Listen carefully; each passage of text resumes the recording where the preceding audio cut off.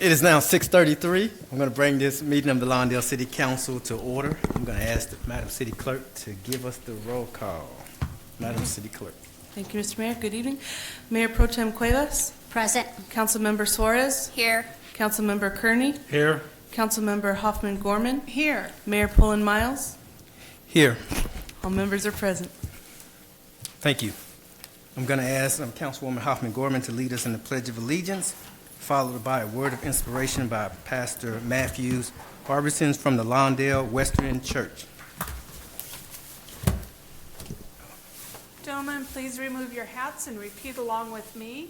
I pledge allegiance to the flag of the United States of America and to the republic for which it stands, one nation, under God, indivisible, with liberty and justice for all. Please remain standing.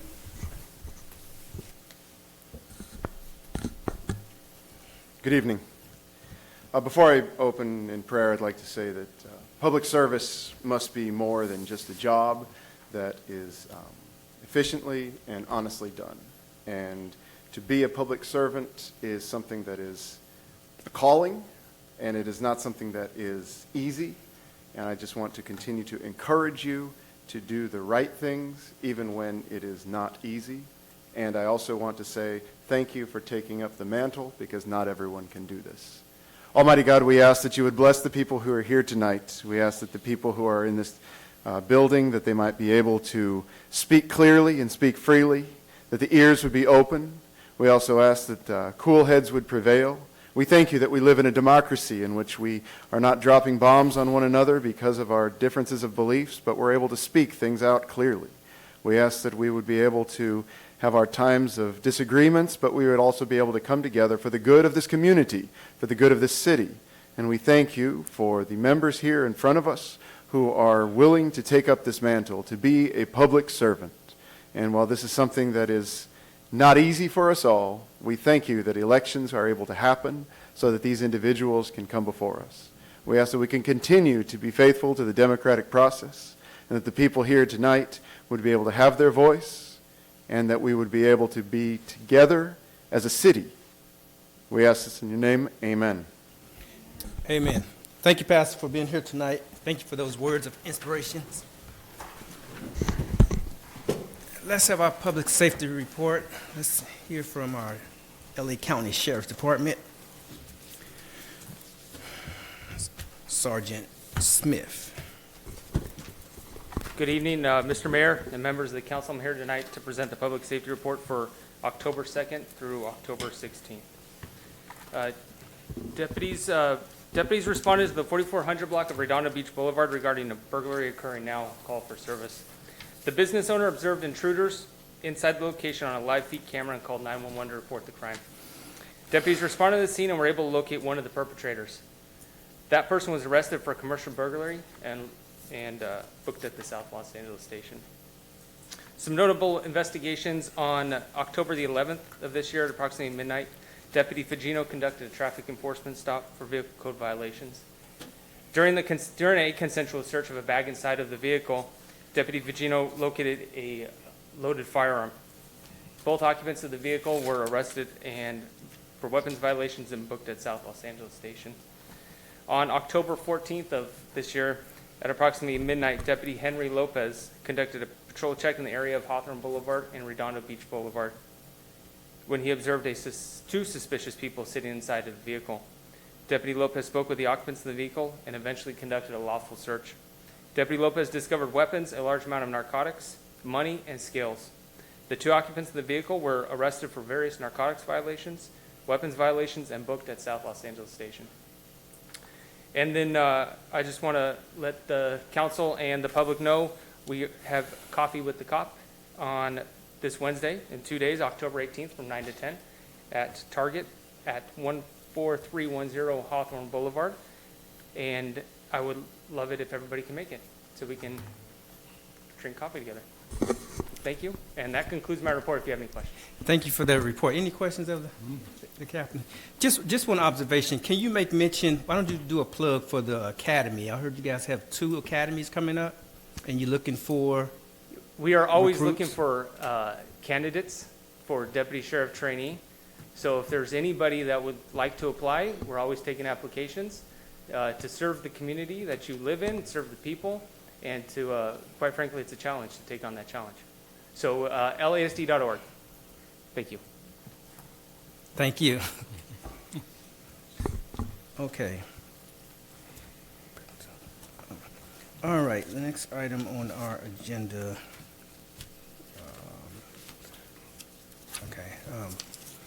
So today we have a presentation for the Firefighter and Sheriff Deputy of the Year Recognition Award. This is something we do. We used to do pretty often, but we used to do it with the Rotary, and then we kind of, things kind of felt off a little bit or what have you. Then we went through a little thing called COVID and all this kind of stuff. But we back and we want to recognize our hardworking firefighters as well as our sheriff deputies. And I'm going to ask Councilwoman Hoffman-Gorman to say a few words because she reminded us of this awards that we used to give out so that we would continue. You want to say a few words? Yes, I would. Number one, I'm excited to see this come back. This is something that is important not just to the officers and the firefighters, it's also important to our community. That being said, I would like something posted on the city website in regards to these two recipients, maybe a photo and a blurb about them, and I think that that would be appropriate. I also would like to have on the calendar for next October that once again we do this, and we already have it planned that the following year that we're going to do this. On behalf of all of the firefighters and the sheriffs, I want to thank all of you. If you're not the recipient this year, your work is noticed. I get good feedback quite often on the service that you provide. And so I appreciate everything that you do. And this is just a small token of our appreciation of recognizing the outstanding work that is done by you every day. So thank you.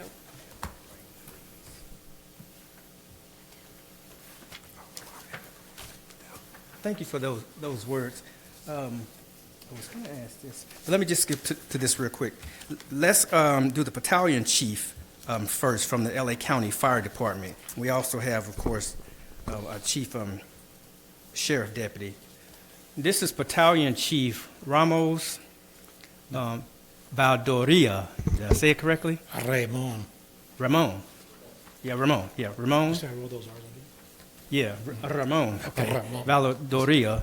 He is currently assigned as a battalion chief 18, where he managed the daily fire department operations of 7 fire stations.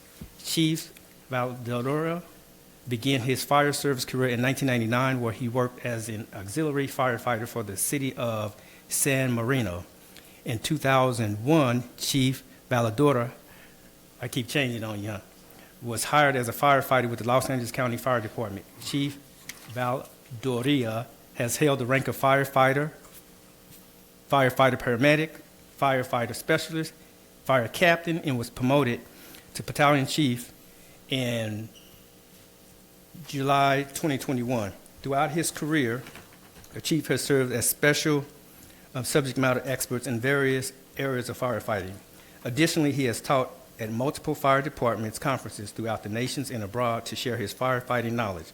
He currently mentors newly promoted battalion chiefs and is actively involved with the department's recruiting training programs. He earned his Bachelor of Science degree in Fire Administration, and he is married to his beautiful daughter, Michelle, for 25 years, and has a 23-year-old daughter and a 21-year-old son. Lastly, the chief enjoys spending his time with his family and friends when he's off. On behalf of the Lawndale City Council, congratulations on being selected the 2023 City of Lawndale Firefighter of the Year. We appreciate your dedication and your public service and safety to our community. I'm going to ask you to come down, and if you would like, you'll say a few words. Yep.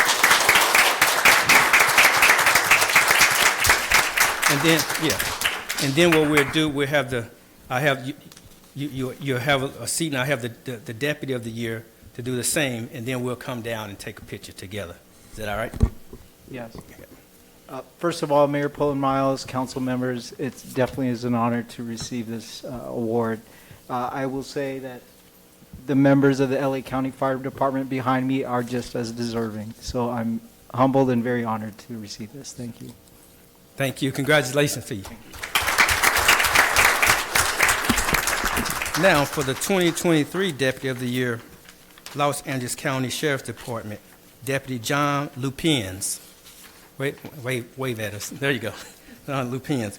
Deputy John Lupins primarily worked the overnight hours during his tenure at the Lawndale Service Center. During that time, he displayed a strong work ethic, dependable leadership skills, and a commitment to the community.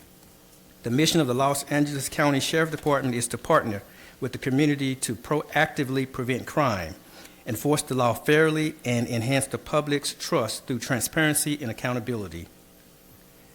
Deputy Lupin's positive engagement with the city's citizens of Lawndale, peers, and supervisors underscores the tenets of the mission statement of the Los Angeles County Sheriff's Department. Therefore, on behalf of the city of LA, not city of LA, that's the day job. On behalf of the city of Lawndale, we are pleased to congratulate Deputy John Lupin on being selected to receive the Deputy of the Year Award as recognized by the city of Lawndale. We thank you for your hard work and your tireless dedication to the people in the city of Lawndale. Congratulations. And you too can say a few words. Yeah.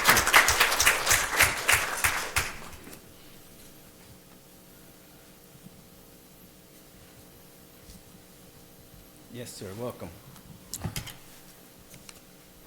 Mayor, council, I just want to say thank you for having me for this award. Couldn't have done it out without the city. Also with my hardworking partners from day shift, PM shift, and early mornings and overlapped. As well as my family being supportive of everything that's going on. And most importantly, the city of Lawndale being supportive. I'm very humbled to take this award. Thank you guys so much. Thank you. Congratulations. We'll take a picture.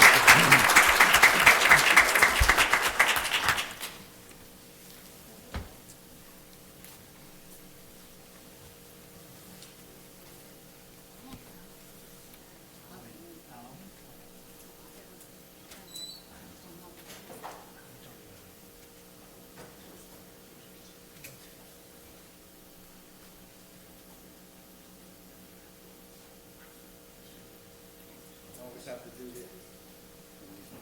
Take it by your hand. All right, Tyler, see you.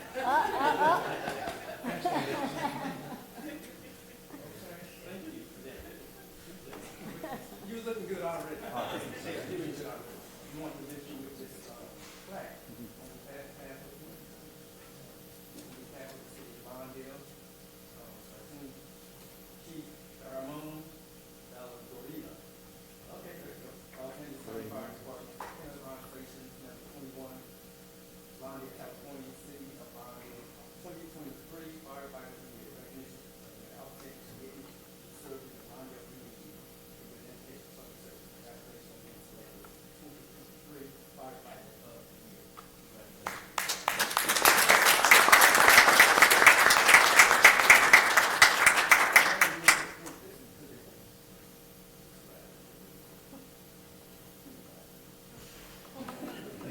This is presented to you as Deputy John Lupin. Lupin? Lupin. There's like two different pronunciations I found out. Lupin. Okay, Los Angeles County Sheriff's Department, Lawndale Service Center, South Los Angeles Station, serving Lawndale. City of Lawndale, 2023 Deputy of the Year, recognition of the outstanding career of the city. Public safety, the mission of Los Angeles County Sheriff's Department. Congratulations on being selected 2023 Deputy of the Year. Congratulations.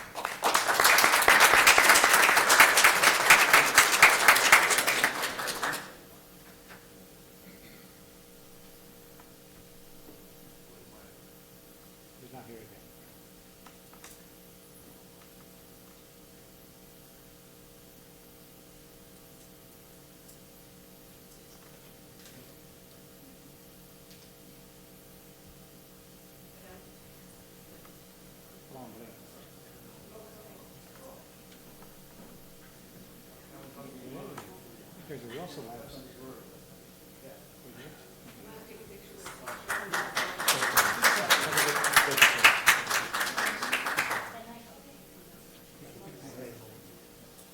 Thank you.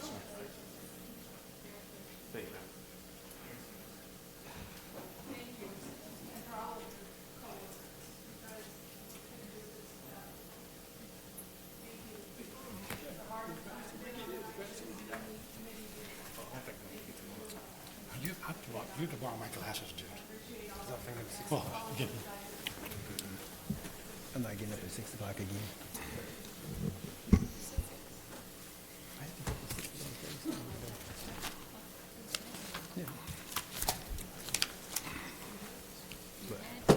Well, I mean, to support.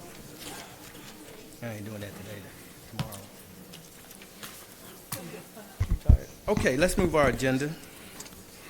The next item on the agenda is oral communications. Oral communications where you have the opportunity to speak to this body on items that are not on the agenda. If you'd like to speak to this body on items that are not on the agenda, you may do so at this time. We ask that you line up by the flag. When it becomes your turn, if you would approach the podium, if you would start with your name first, we would appreciate that. And in about 2.5 minutes, the amber light will come on. That'll give you the signal to start wrapping things up. At 3 minutes, you may hear the city clerk remind you that your time has expired.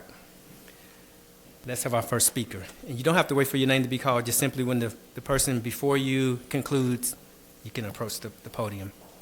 Anyone's willing to speak? We have these two, too.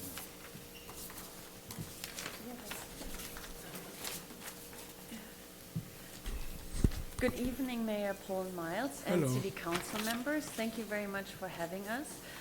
I would like to take this time to introduce myself, my name, and our museum to you. I'm Eva Sweeney, director and co-founder of ESMOR, the experimentally structured museum of art.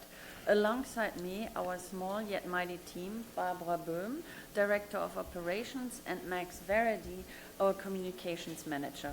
When ESMOR first opened in El Segundo in 2013, we set out to create a museum unlike any other with a simple mission to make art more accessible.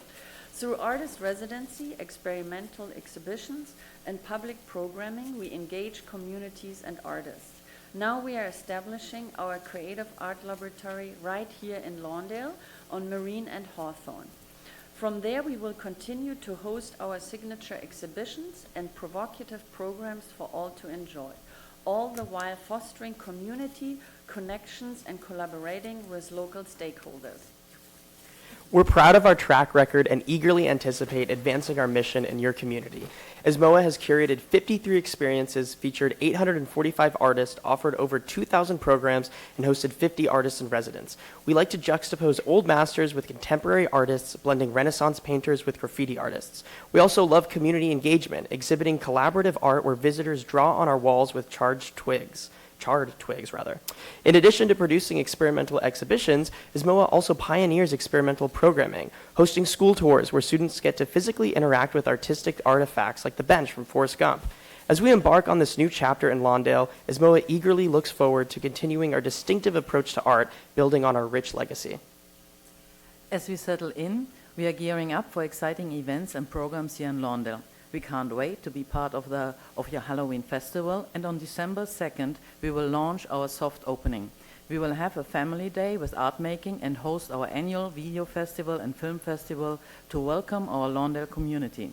We're looking forward to offering museums tours, program art making activities, workshops, and invite school groups, all free and all open to the public. We are excited to start collaborating with the Lawndale community. Stay updated on ESMOR's upcoming events by visiting esmor.org or following at esmor.org across social. We thank you for your time and hope to welcome you soon at ESMOR in Lawndale in person. All right. Thank you. Just in time. Yes, sir.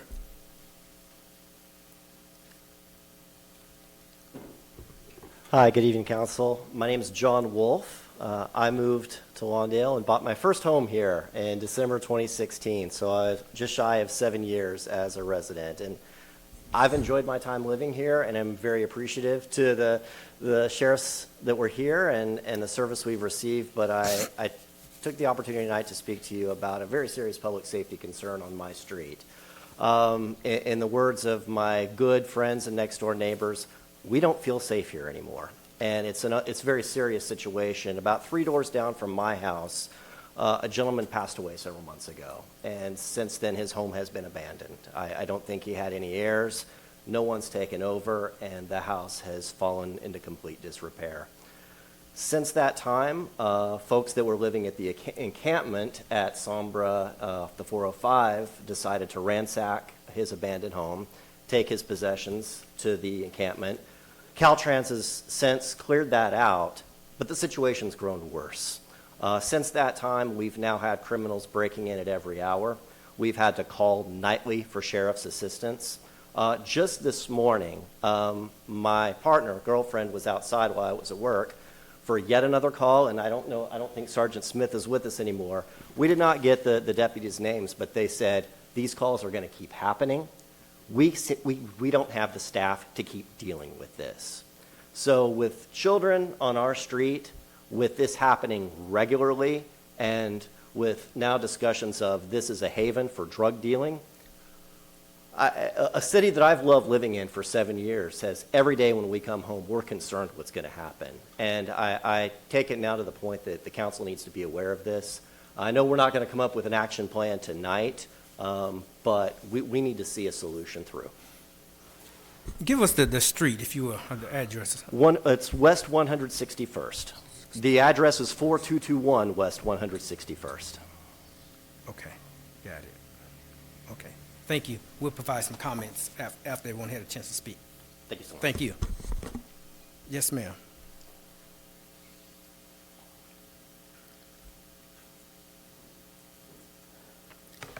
Good evening, Mr. Mayor and City Council. My name is Holly Osborne from Redondo Beach. I'm not scripted tonight because I just flew in last night on a red eye. But anyway, I went down to the road today because they were going to take some measurements, and I thought, you know how I am with my measurements. I'll at last find out how wide the row is there. Because what I do is I've taken end over end and it's like this. Now we're going to have these fancy people with their fancy equipment take measurements. But no, they took fancy measurements, but their reference point was the middle of Fremona. I said, what the heck does the middle of Fremona have to do with the measurements on the row? Well, they said that's where the lot lines are based from. So they did all their stuff, and then I came back and I said, can you just give me the measurement to the row? And I wrote Mr. Moore something about it, but I don't want to say what my final numbers were. But, you know, in the DEIR, we originally thought it was 75, and then they claimed 81, and then they claimed back to 75, but in their appendix they still have 81. And regardless of what it is, yes, the houses encroach a little bit, but the houses at 172nd, 173rd are at a high cliff, a high embankment. And if you cut off that embankment, then the edge of their house is going to be closer to the edge and more likely to fall in. I hope you guys are following what's happening in RPV. Those houses fell down cliffs. And I fell down, I slipped down the embankment. I don't fall, I slipped. I slid, okay? Not hurt. But anyway, so I'm going to be back down there tomorrow, and that was just a disappointment. My second disappointment was I saw the BNSF guy, and I was really excited. Really, I want to talk to a BNS guy. But he'd only been on the job 1 year, and this wasn't his territory. I want the real BNSF guy. I want to know what he really thinks of all those lines, those fuel lines next to his train. But he was a nice guy. His job was to make sure everybody wore a helmet. Of course, I didn't. And then there were a bunch of Metro guys, Metro police, and they're sitting there in their cars, and I said, hey, you guys don't have helmets either. How come he's not yelling at you? And they said, well, you know what? We didn't even know we were coming here today. We don't even know what this is about. We do have helmets, and we would have worn them if we'd known. So I showed him my article in the LA Times about what the row thing was all about, and I mailed it to one of them, and then I came back, and he'd read it. So they were all nice people, you know, and they wanted to be informed, but I think Metro deliberately sends its most uninformed people so we can't ask questions, okay? I've waited 4 years to talk to a real BNSF guy, and I still haven't done it. Okay, I'm going to just shut up now. All right. Thank you, Dr. Osborne. Here's my stick. Yes, sir.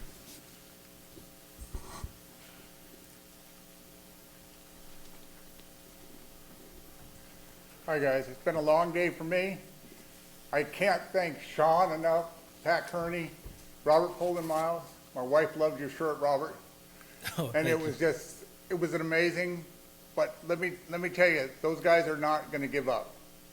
They're not going to give up. My attorney asked for another $30,000 to fight them. And it's my money, not anybody else's. They're really crooked guys. We already find out that there isn't no gas line leak in there. Found out tonight. This has all been a lie. It's all been targeted at me. And you guys, I can't thank you enough. You've been right there in my back pocket. You have taken care of me. You have done everything you can. That's the best city administrator I've ever seen in my life. And it ain't because I like him, because I don't. But he is just the best I've ever seen. He's on the ball. He knows what's going on. And I don't know, my suggestion is we need to put more laws, if they're gonna build down there, build a wall. I ain't having a chain link fence. Why should I have to build a wall when I've been fighting them? And I won a case 8 years ago, and you know, with them, and you know what happened? They swatted my house. This time, they threatened me every way they possibly could. And the only one who saved me was that man right there. He sent me the text. They never told me they were coming to my house. I had 12 hours to get ready for those guys to come to my house. They came into my house and they thought they could just walk in there and do whatever. Tow my cars off my lot. These are not the nicest people you know. And Robert Polden Miles, all of you, Shirley, you've been excellent. I call the phone, I don't care what it is, what time, Shirley answers the phone.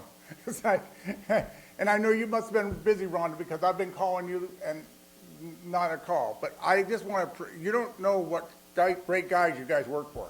The city employees here should know these are really good people.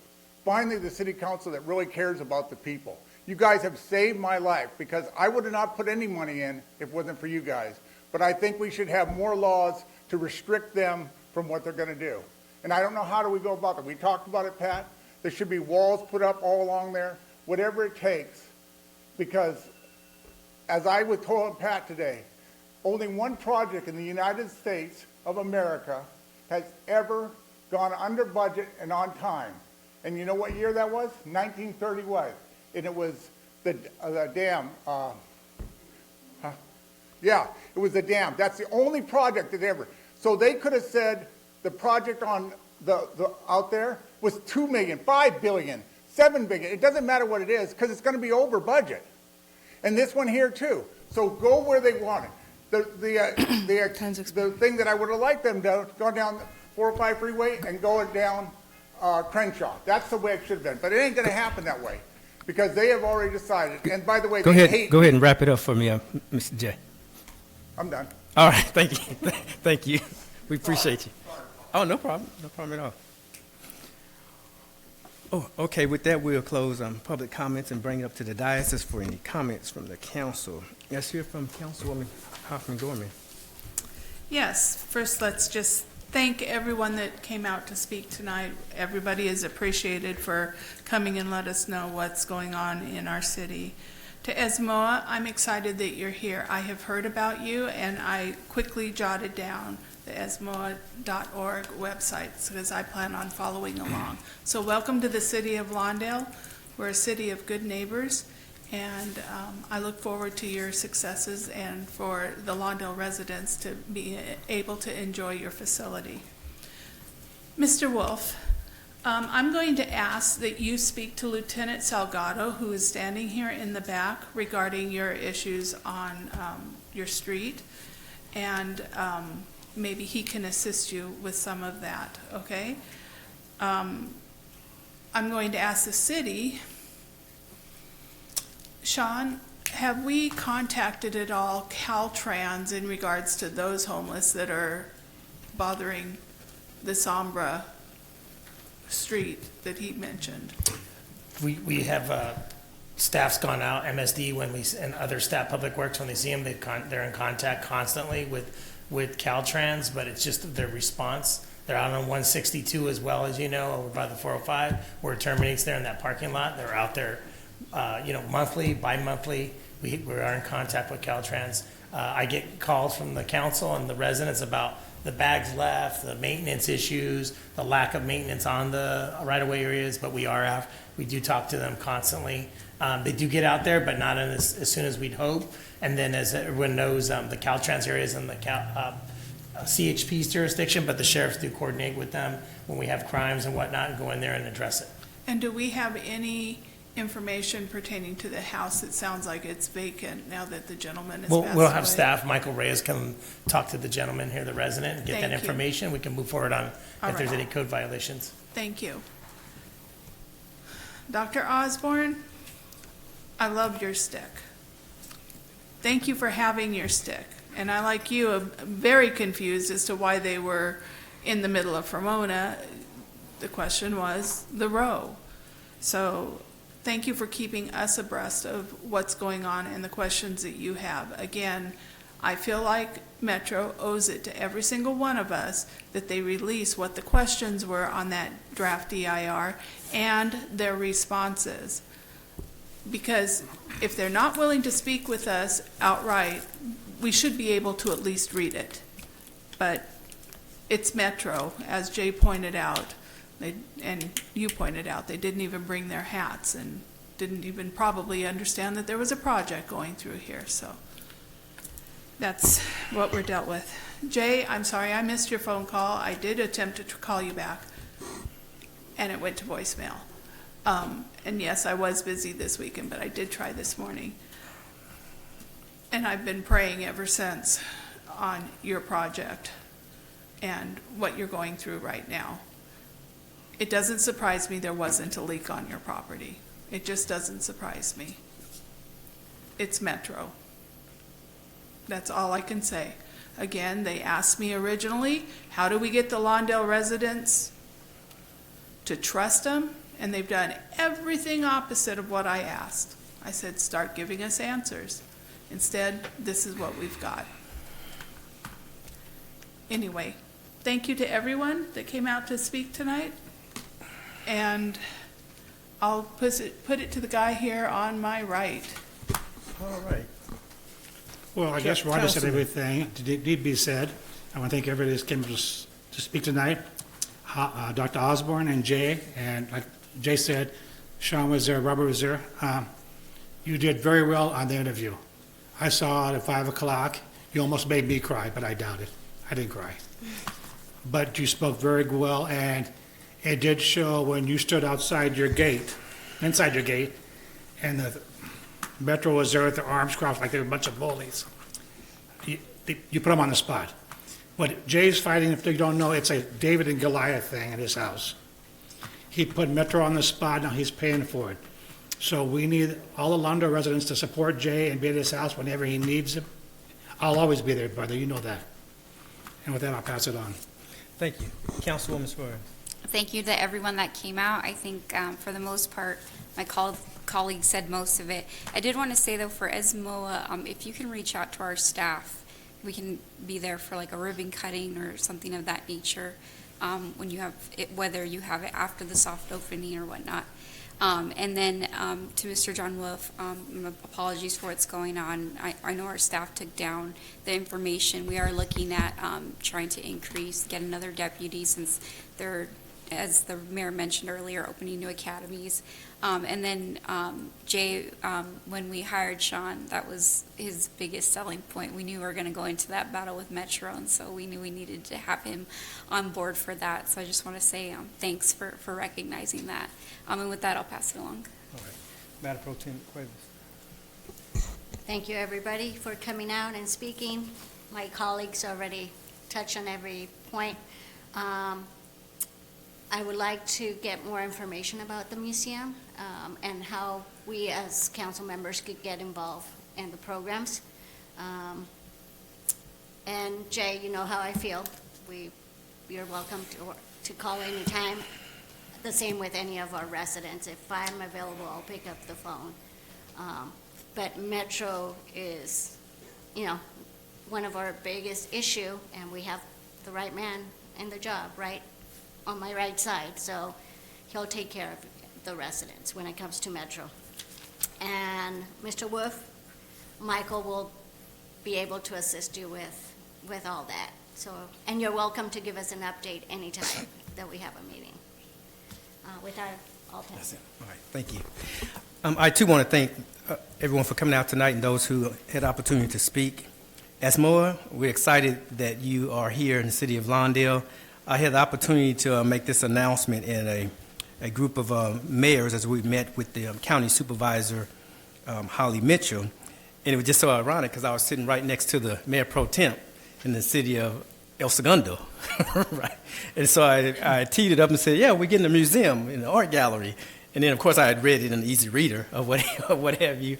And it was just kind of a little joke, in the room or what have you. So that's some further indications that we know that Lawndale is on the right track, where we have a lot of good projects coming to the city of Lawndale. We talked about the Sprouts that's coming. This is going to be a great addition to bring some more art and culture to the city of Lawndale. So we're excited about that, and we're excited about partnering with those programs, seeing what type of programs that we can get our community, our children involved in those programs. So we welcome you to the city of Lawndale, and we look forward to years and years of partnership. So congratulations and thank you, and welcome to Lawndale. Mr. Wolf, that shouldn't be happening where people are going into homes and setting up camp or whatever, taking belongings out of this vacant property. So we'll make sure that they do whatever they need to do to board up the place or whatever they need to do to secure it. But meanwhile, we want to thank you for being vigilant, and when something happens on the property, calling it in right away. Kind of like the broken window theory, if we addressed it right away before it gets, too out of hand or what have you, it becomes a place where they think it's a haven, for the homeless to congregate and then do whatever other activities they do. So we want to thank you, and we will get right on this. But thank you for bringing that to our attention. Dr. Osborne, thank you for always being here and being on this issue with Metro for years, long before I hit the scene. And I want to thank you for your due diligence and bringing the scientific, mind as well, because we always can have our emotions, and there's a place to have our emotions, but it's harder to argue with the math. It's hard to argue with the science, and you bring the science, you bring the math, and we really appreciate it. Jay, if you wonder why I'm a little tired today, because I got up at 5:30 to get ready for work and then go over to your house to be over there about 6:30, right? But it's well worth it because we are behind you 100%. I believe this is a tragedy, what Metro is doing and how they are handling it. Yes, they are a metropolitan planning organization, and they have the right and the authority to build out their transportation systems or what have you. But there's a right and a wrong way to do everything, right? And we've always believed that Metro has approached this project in the wrong way. It's one argument to have that whether or not we agree or want the project, but it's a whole different issue when you executing it improperly and you treating the community, in not the best manner, right? And not just you in particular, but when we have meetings, we've seen how Metro would dismiss our residents, testimony and comments and counseling meetings or what have you, when people wait for months or whatever for the meeting or what have you, not just in the community, but at the board meeting as well. But we want to thank you for being steadfast, and we're behind you. We're going to make sure that Metro does right by you and by the property owners along the road, whether they build out on the road, or Hawthorne Boulevard, or just don't build the project at all. Whatever the outcome is, we're going to make sure that they do right by you and by those on the road. So we will be there for you. So just keep up the fight. And with that, one other thing. Torrance Logistics, I think they were of course, they're with Metro. I would like to see that report. I don't know how we get the report, but if it was worthy enough for them to go and make all this ruckus or what have you, and I understand they're going to be there tomorrow, there's going to be some type of activity tomorrow, I would like to see the report, to see what their findings are or what have you, because I want to, make sure or reassure that it was warranted, let's put it that way, for them, for the activity. So if we can get that report whenever it's available, or whoever we get it from, whether it's the Public Utilities Commission, or whomever, I'm not sure. Will do, who's the Mayor, Council. entity. Okay. And with that, that's all I have, and I will close the public comments and comments from council members, and I will move the agenda to the, let me make sure, to the consent calendar, which is item G. What is the, what I used to If say? there's no, What is the pleasure of this body concerning the consent calendar? if there's no questions or additions, subtractions, I'm making a motion of staff recommendation. Are there any questions? I'll second it. Okay, There so, you go. Go, okay, Rhonda. okay, so the motion's been made by Mr. Pat Kearney and seconded by Ms. Hoffman Gorman. Any discussion on the motion? Okay, will the council please vote on such?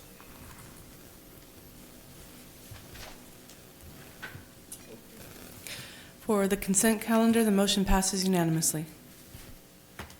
Thank you, Madam Clerk.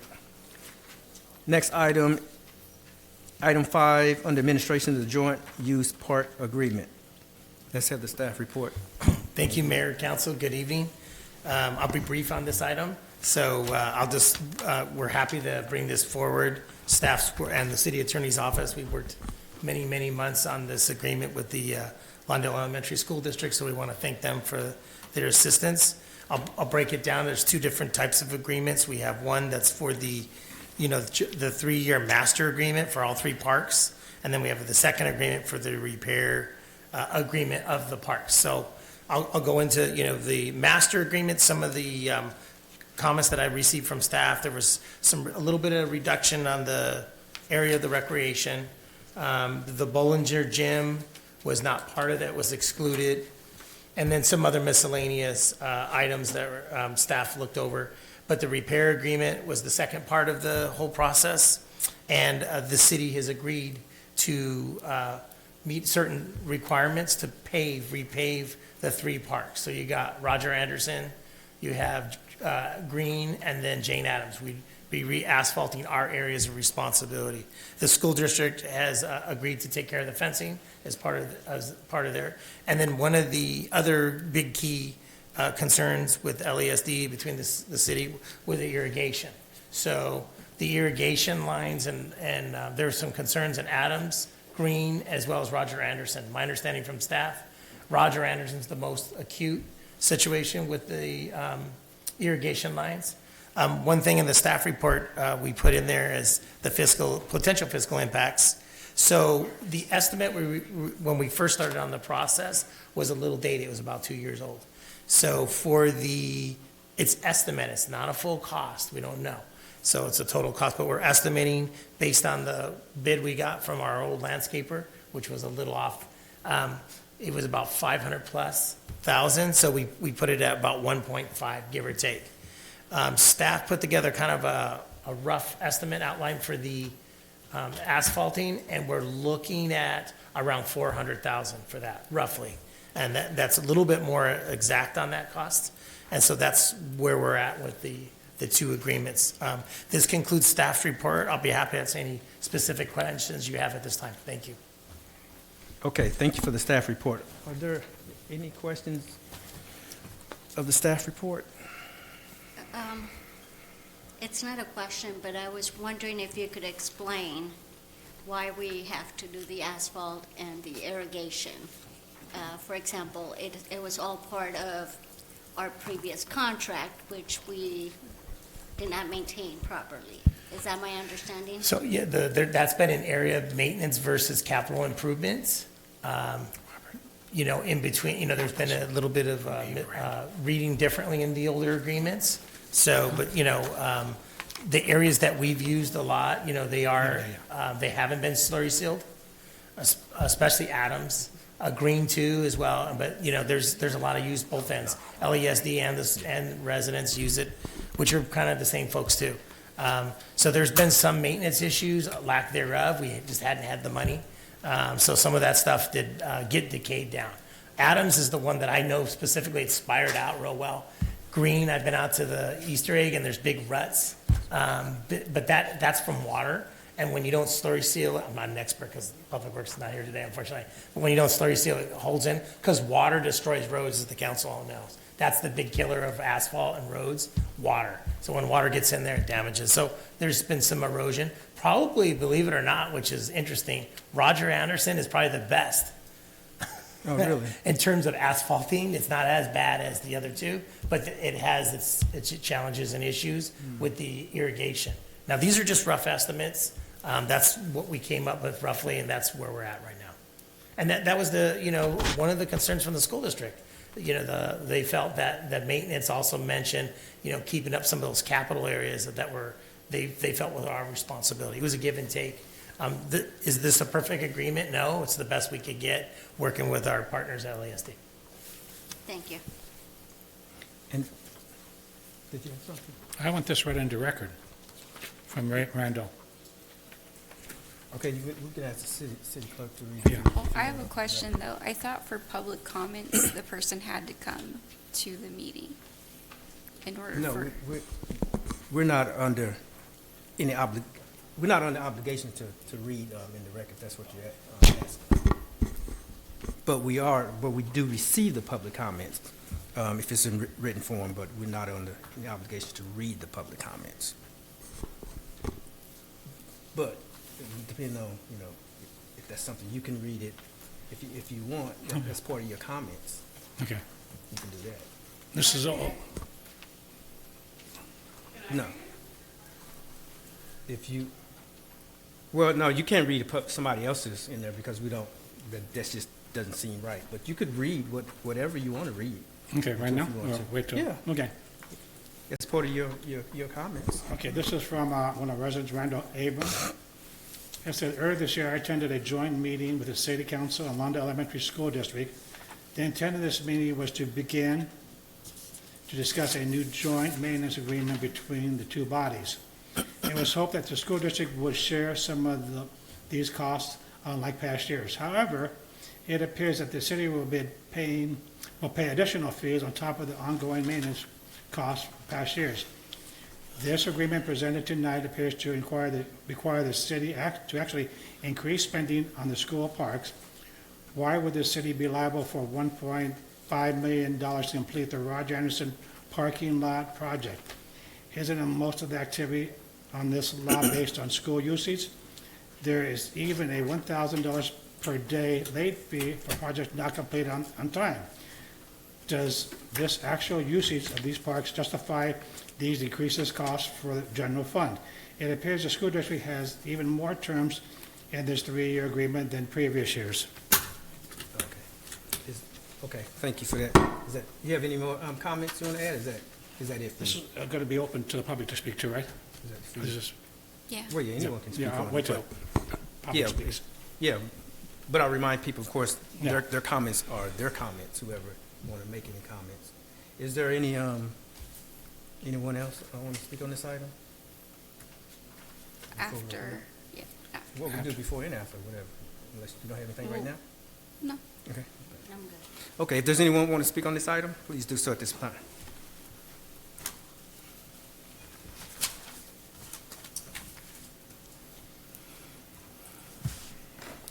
Good evening. This is Holly Osborne again from Redondo Beach. I do have other interests. One of them is parks and park ratio per 1,000 students, per 1,000 population. There's a requirement of how many acres you have per 1,000 population. And I know some of you have corresponded, and according to the last county report, yours was 0.79 acres per 1,000 residents. It's pretty low, and Redondo's isn't very good either. I mean, that's just what happens when you live in a dense community. But I just wondered if whatever it is you're doing, how it affects your parks ratio. I don't know if it's been computed or not. I was just curious. Okay, thank you. That's my other interest. Thank you. Yes, ma'am.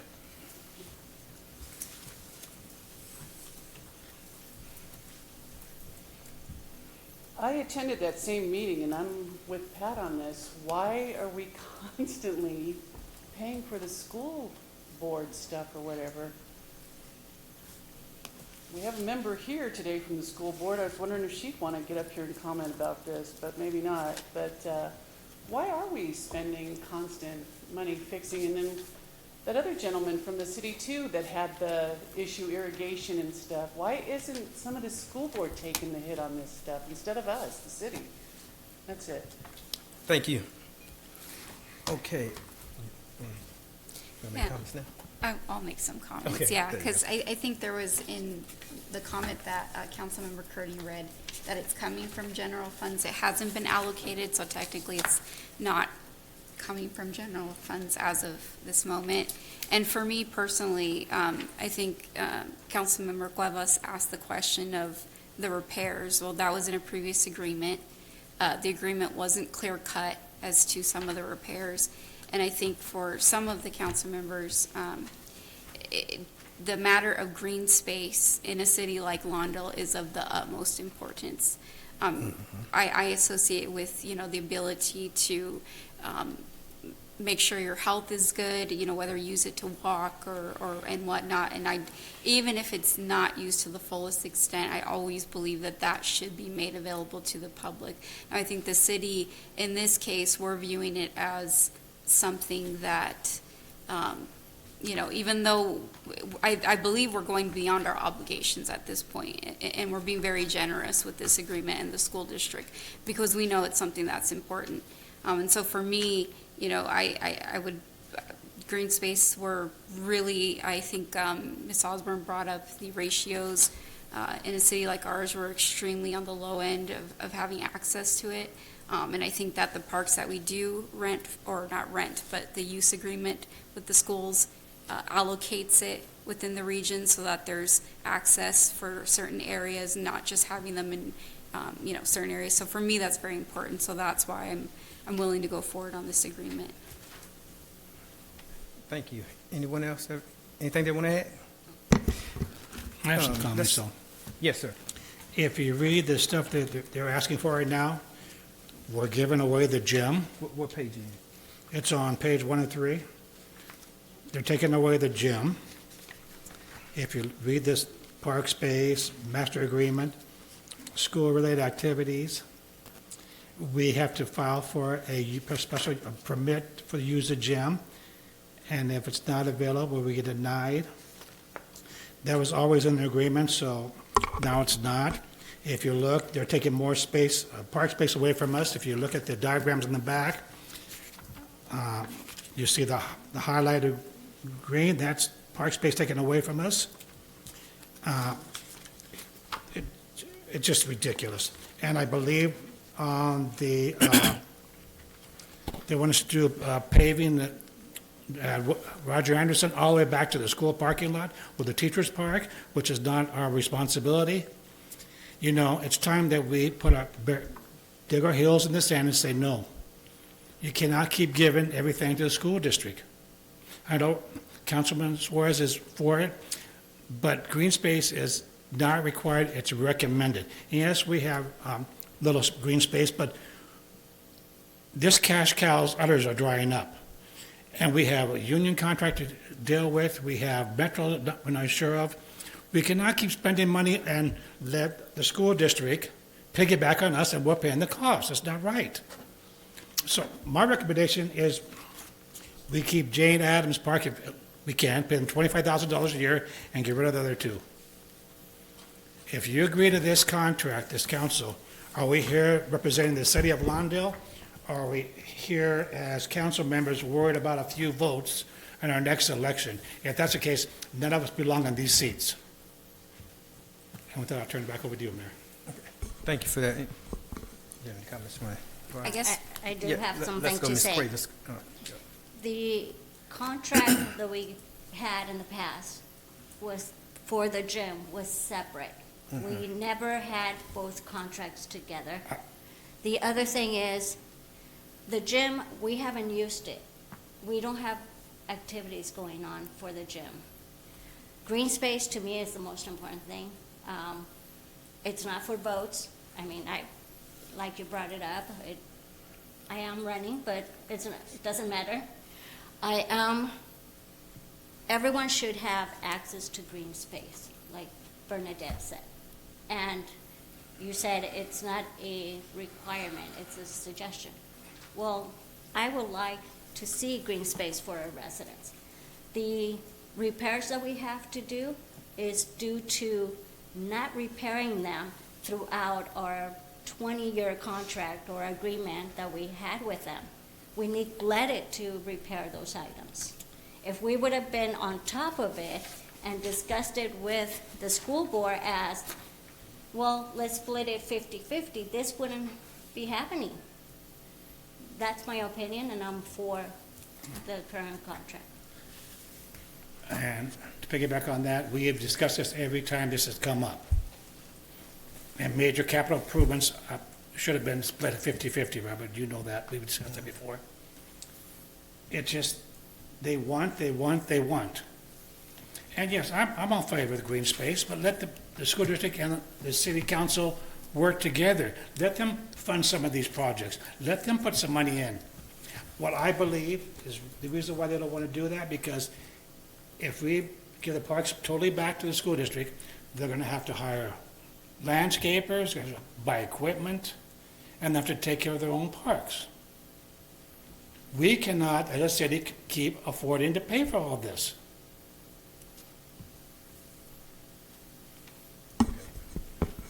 Yeah. May I just jump in here? Yes, ma'am. A really big piece of this to me is that Bollinger Gym. All right, I know that you just said that you, Mayor Pro Tem, are about the green space. Even though that's a separate contract, that is huge.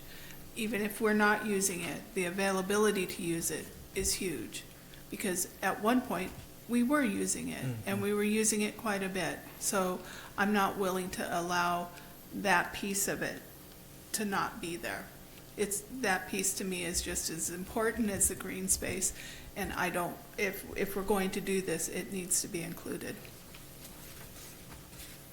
Okay. Well, according to this, you said included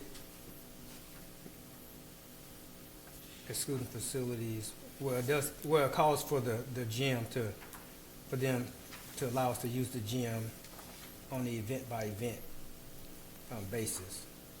So we do have the ability to use the gym under this. But it's my understanding it's not written the way it was years ago where we were 50-50 in on it. When that gym was written, we were 50-50 on it.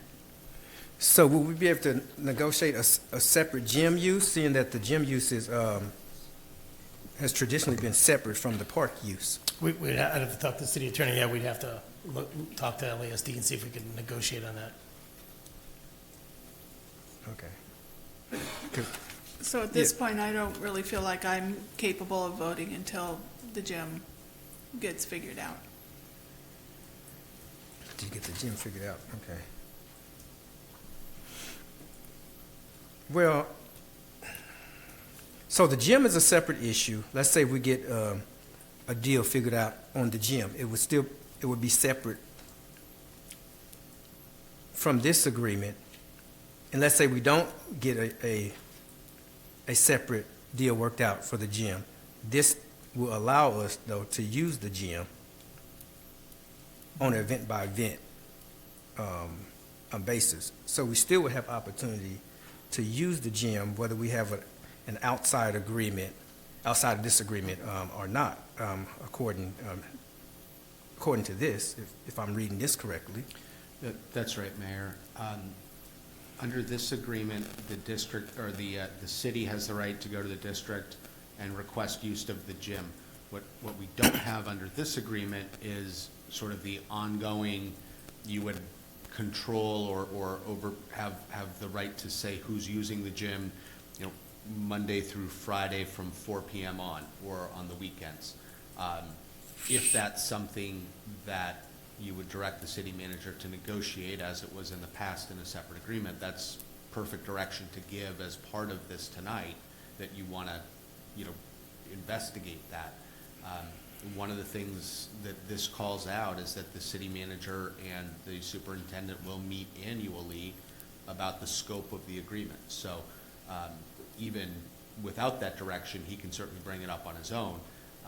But this agreement is at least consistent with the past agreements in that the gym wasn't covered by the park use agreement. It was a separate deal. So yes, sir. Yeah, so since the gym agreement is outside of it, and until we get a new gym agreement, we can still use the gym on a case by case. I'm not seeing the reason to either accept or to reject this contract. I just feel like we should be holding off on a vote until it all is worked through, because as it stands right now, without the gym on it, I'm inclined to vote no. Okay. All right, and if the gym were there, maybe I might feel a little differently. Yeah, okay. So I do have a question about the gym. As it's written, if we had decided to have a basketball league, we just tell the school district, we're using it this amount. So you're saying you want something that says we have it 7 days a week from this time to that time? That's correct. But the contract we had for that expired many years back, and we didn't renew that. But it should be on the table if we are paying this kind of money. And to correct you, this has been on there because we've been paying all the maintenance fees with the basketball fees that we collect. So it's been on this contract. It was, as far as I understood from Mike, it had a separate contract. Right, but it was That always on there. expired. We were still playing basketball, pre-COVID, we were still playing basketball. The money we raised from the basketball fees all went to the maintenance for that gym.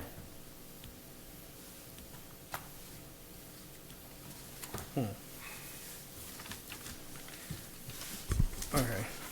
Well, for me, I see this is, if I'm not mistaken, Mr. City Manager, this is a 3-year contract as opposed to a longer agreement. The last agreement, what was that, like a 20 years? It was like a 20-year contract where you didn't have the opportunity to renegotiate for a whole 20 years, which was, I mean, I don't know how that came about or what have you, but I'm not in favor of having a long-term contract. It was one of the things we had talked about was whether or not to have a 5-year contract. I thought a 5-year contract to me was too long, and that a 3-year contract allows us to continue to have the programming at the parks and allow these opportunities for our residents, but at the same time allow us to have a short window in which we can parachute out, negotiate different contracts or what have you if need be, rather than be locked into a long-term contract. And although in this case, it's kind of like, yeah, the school district is probably in a better position, if you will, because it's their property. That's always the case when you come to the basketball game and you own the ball. When you own the ball, yeah, you just automatically, and it's your backyard, you're automatically in a better position. You know, sometimes it's unfair, but you own the ball and it's your backyard. And those who want to play, they're negotiating on a whole different, a whole different set of rules and a whole different reasoning. We're negotiating because we want to make sure that there's opportunities for our kids, for our children, for our seniors, our residents in general. And having green space is definitely what makes a city a livable community. I understand that it's not required. It's not required in a general plan or what have you, but who wants to live in a community where there's not enough green space? When I was first got involved in the city, I noticed that there was, and this was right before maybe I started having children then, that there was not enough green space.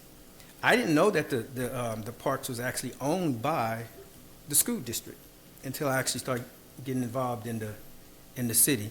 Because of course who knows the difference, right? And I said then, and I say now, that we need to build more opportunities that we control. This is an opportunity that even to have get a 3-year plan together so that we can, and we did that. We built 3 new parks, and want everyone to know that in case you're not aware, 3 smaller parks in the city of Lawndale since that time. And we have added to our green space. To reduce the green space, basically we'll be going back. I don't think we have to do that. I think we just have to negotiate with the school district so that it's more of a quote unquote, I have to use this phrase, win-win, for our community. And I think having a 3-year gives us that time to figure more opportunities out. And whatever that may looks like, I don't want to give away any type of strategies or what have you, or what could be in the future, what have you, but they give us that opportunity rather than giving the parks up and losing that opportunities, or being locked into a longer contract. So for me, we're not running an enterprise here. Enterprise is for profit or what have you, right? This is community service, right? And so you have to weigh the benefits. If the benefits outweigh the cost and it's a public service, I always go with the public service, because that's what we're here for. And then we live to fight another day, and get a better arrangements at a later date or what have you. So for me, I like to see this pass, and we continue to work with the school district, continue to work with our staff on permanent green space, if you will, and recreation opportunities. So I would like to make the suggestion that we table this and let our city manager and this school superintendent and anybody else that is negotiating to make that contract with the gym before we actually vote on this. I would just step in for a second. As the mayor knows, and most of the council knows, our existing agreements have expired, and we've been doing short-term extensions. The next short-term extension is due to expire, I believe, this Friday. The district was willing to extend so that the council could consider the matter tonight, and the district board could then consider it on Thursday night. So if we do table, there's no guarantee that they'll extend again. They have, through negotiations, indicated that at some point they will stop giving extensions and simply close the gates. So I leave it up to the 5 of you. This is clearly a policy decision, not a legal one, but I needed to get that information to the 5 of you because that's important as you make your policy decision. I understand the importance of the gym. I certainly appreciate it more after hearing it from all of you tonight. But with respect to the outdoor portion of the parks, as I say, there's no guarantee that if these agreements aren't approved tonight, that the district would continue to enter these short-term extensions. Thank you. And just so I'm clear, but we can continue to negotiate on a separate agreement for the gym, meanwhile using the gym on an event-by-event basis. Yes, sir. Okay. So, anyone else have anything they want to add? I have one comment. Yes, ma'am. We technically, originally, before we went through this long negotiation process, could have kept the original agreement, but I think it was a request of several members here that we kind of push hard on the district. So I'm hoping that by the next time we enter negotiations, we're in a better spot, as the mayor mentioned. Okay, thank you for that. Anyone else want to add anything?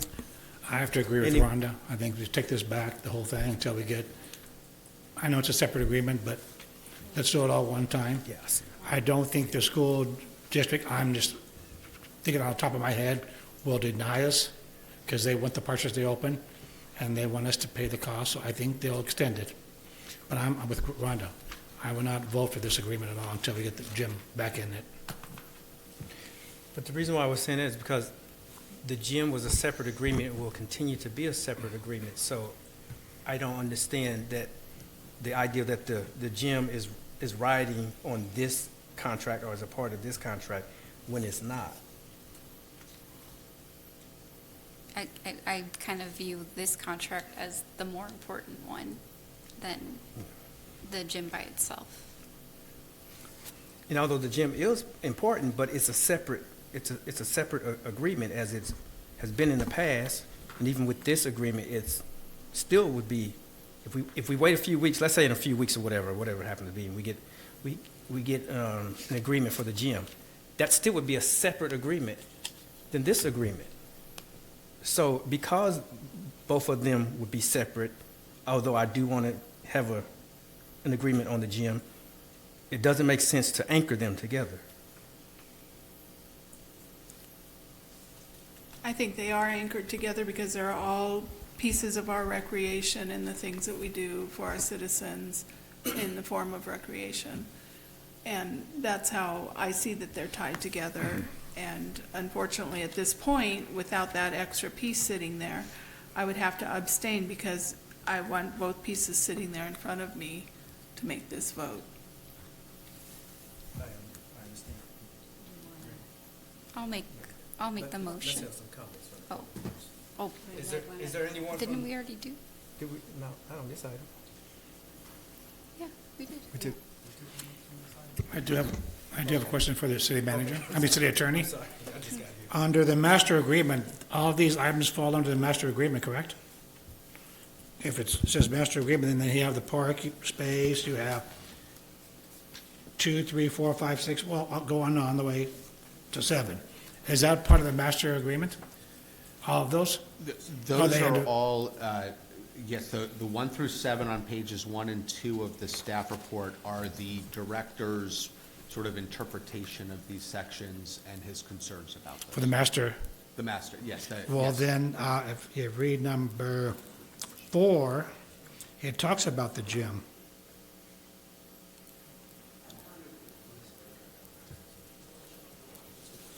On a event. Are we talking about the gym there? That is right, and that is his, that's his analysis, and it comes on page 3 of 20 and page 4 of 20 of the agreement itself that talks about any facilities that are not covered by this agreement, and one of the examples is the gym. And so it is considered an excluded facility, which means it's a recreational facility on the site but is not covered by this agreement. And it says that it may be rented out through the district's facilities use agreement following that process,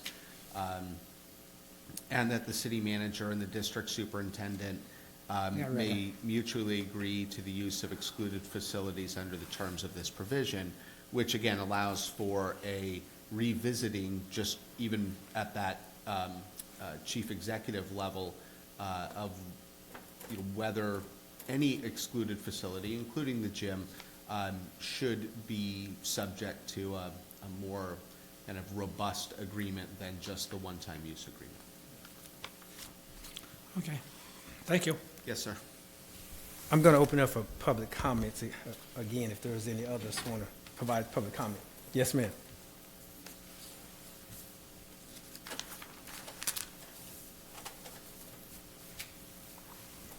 So I wasn't planning to talk, and my board will probably get me on Thursday for doing this. But just for clarification purposes, the city does not pay a rental fee at all to the school district for the property. It is free to the city to use it for the park purposes, just to maintain it.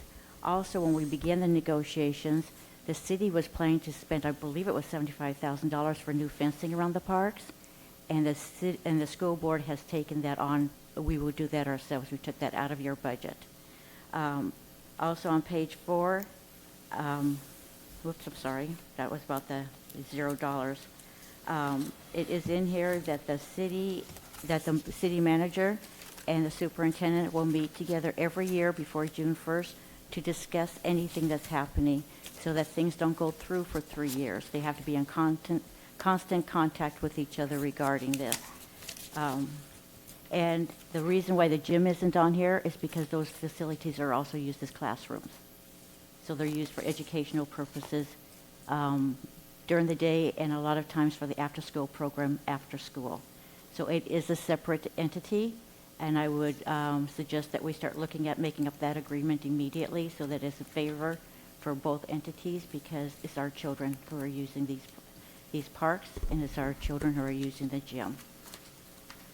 And I don't believe, I don't want this in writing, I don't believe the school board's going to extend again. Give us your name, just for the record. We know Just for the you. record, my name is Boogity Boo. Okay, boopity boo. Ann Phillips. Thank you. Ann Phillips. Thank you, Ms. Phillips. Okay. Let me go back to this item. Okay, any more discussion on this item? Okay, what is the pleasure, let me get back to my agenda, what happened to it? What is the pleasure of this body concerning this item? There's no more discussion. I move to approve this agreement and authorize the city manager to execute the 3-year master agreement and associated repair agreement between the city and Lawndale Elementary School District.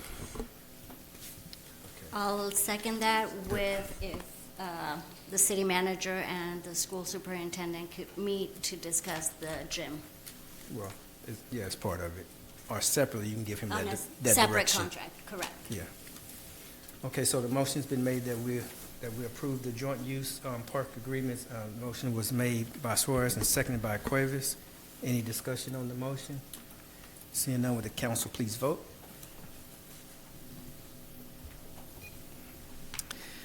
Okay, the motion passes with Mayor Pro Tem Cuevas, Mayor Poland Miles, and Councilmember Suarez voting yes, Councilmember Kearney voting no, and Councilmember Rhonda Hoffman-Gorman abstaining.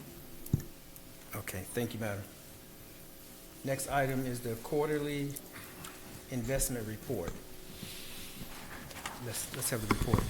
Yes, thank you, Mayor and council members. So this is the first quarter investment report for fiscal 23-24, which covers July through September 30th. Just to go over numbers, as of September 30, the city had a total cash and investments of 53.3 million, plus another 2.3 million, which is held with fiscal agent for the bonds that were issued back in 2009 for the Lawndale RDA. And there's 1,150 in petty cash and 708,000 in two retirement PARS accounts. The city continues to maintain a majority of its cash in LAIF and the city checking account. For the quarter ended, as per you can see on the staff report, there's a summary of investments. On-demand account, on-call deposits, we have about 84% of our cash in there, which is, basically very liquid money that's available immediately. We have just under 7% in short-term investments, which is 1 year or less, close to 6.5% in midterm investments, up to 3 years, and then long-term we have just under 2%. We continue to, adjust these as we see fit and just kind of seeing what the economy is doing, where we're going. Just to go over that a little bit, interest rates have continued to go up. If you look at a year ago from right now, LAIF was paying about 1.6%. Today, as of 9:30, they're 3.5%. So they've continued to go up, but recently there's been a little bit of a slowdown. The Fed in their last meeting paused the rate hikes. That was back in September. But moving forward, there's consensus that in November they'll probably hike it again, maybe 25 to 50 basis points. And then from there, we're really not too sure, but there's no foreseeable cut in interest rates. So it looks like it's going to stay at these elevated levels for longer than originally anticipated. So we're going to continue to see these high yielding CDs and agency bond and treasury bonds. So looking at this, I think it would be best to, and kind of the plan is to move towards kind of locking in these higher rates for a longer period of time. So I think, based on what everything happens, I'm not going to say for sure this is what we're going to do, but kind of the plan is looking at long-term investments up to that 5-year mark, because those are paying now 5.5% to 6%, and even more, some of them are getting up to 6.25%, 6.5%. So it'd be wise, I think, at this point to kind of lock in the longer-term rates right now. And that concludes my report. Happy to, this is just a receive and file, so no action needed, and happy to answer any questions. Okay, thank you for that report. Are there any questions of the quarterly investment report? I do have a question regarding the long-term rate. If we lock in and economy goes down, nothing happens to those rates. We keep that 6.4, or do we also drop? Yeah, so depending on what it is that we're locking in, if it's an agency bond or a treasury bond, CDs are pretty much locked in. You will maintain that. The principal will stay. Upon maturity, you'll get your full principal back. Some agency bonds, they do have, different terms to where it can be called back. You will get your full principal and interest up to that point off of the yield that it's paying. Treasury bonds, they pay a little bit less, but those are locked in at the full, and those are usually not callable. So it just depends on the type of investment. But in all cases, you don't lose any principal, and you will earn your interest up to that point. Okay, so you don't lose your investment, you're just Correct. losing a bit of your interest, basically. Yes, Okay. if it does get called. And it just depends on, if rates do start going up or down, then it just depends on what happens at that point. All right, thank you. Very good. Mayor, Yes, Council, sir. I just want to let you know that Harant Weekly and I sit in the office debating these, and we don't put any of the city's money in risky equities, anything that loses our value. We stick to, principal and backed yields and investments for the city. Basically, our principal's protected. Very good. Thank you. Thank you for that clarification. Okay, so with that, we will receive and file this report. Thank you for that report. Item 7 is an update on the partnership with Southwest Patrol. Let's have the staff report. Good evening, Mr. Mayor and distinguished members of the City Council. Thank you for this opportunity to speak with you this evening. The staff report you have before you is in regards to an update on our partnership with Southwest Patrol, and also to seek additional funds to expand the program as it now exists. Earlier this year, staff was directed to solicit bids for armed security to address quality of life issues, including homeless people sleeping on city streets, and also to address illegal vendors that were operating after hours. We took several bids from multiple companies, and after reviewing these bids, we chose Southwest Patrol, presented them to the City Council, and the Council approved. In July of this year, armed security guard Jose Gonzalez from Southwest Patrol began his shifts. He currently works every Tuesday, every Friday, and every Saturday from 6 p.m. until 2 a.m., patrolling all city buildings. He begins his shift with interior patrols at the community center, then does exterior patrols of the entire civic center. He also patrols all of our parks and our Manhattan Beach property, the maintenance yard. When he's not patrolling our city facilities, he's patrolling citywide. He does contact vendors and asks them to leave. If they refuse to leave, he gets their information, sends it to staff, and a citation is written the next day. He also makes contact with our homeless, offers them services. If services are accepted, he contacts me and I pass them along to our proper partners. If they're declined, he asks them to leave the city facilities. Since Southwest Patrol has begun with the city, staff has seen a noticeable decline in the number of vendors we are seeing, and also a noticeable improvement in the homeless not being on city streets. One incident of note that I would say to everyone is that, as you know, our city manager made you aware in his first month of serving as a security guard, Officer Gonzalez was instrumental in apprehending a suspect in a stolen vehicle. Officer Gonzalez heard the broadcast go out.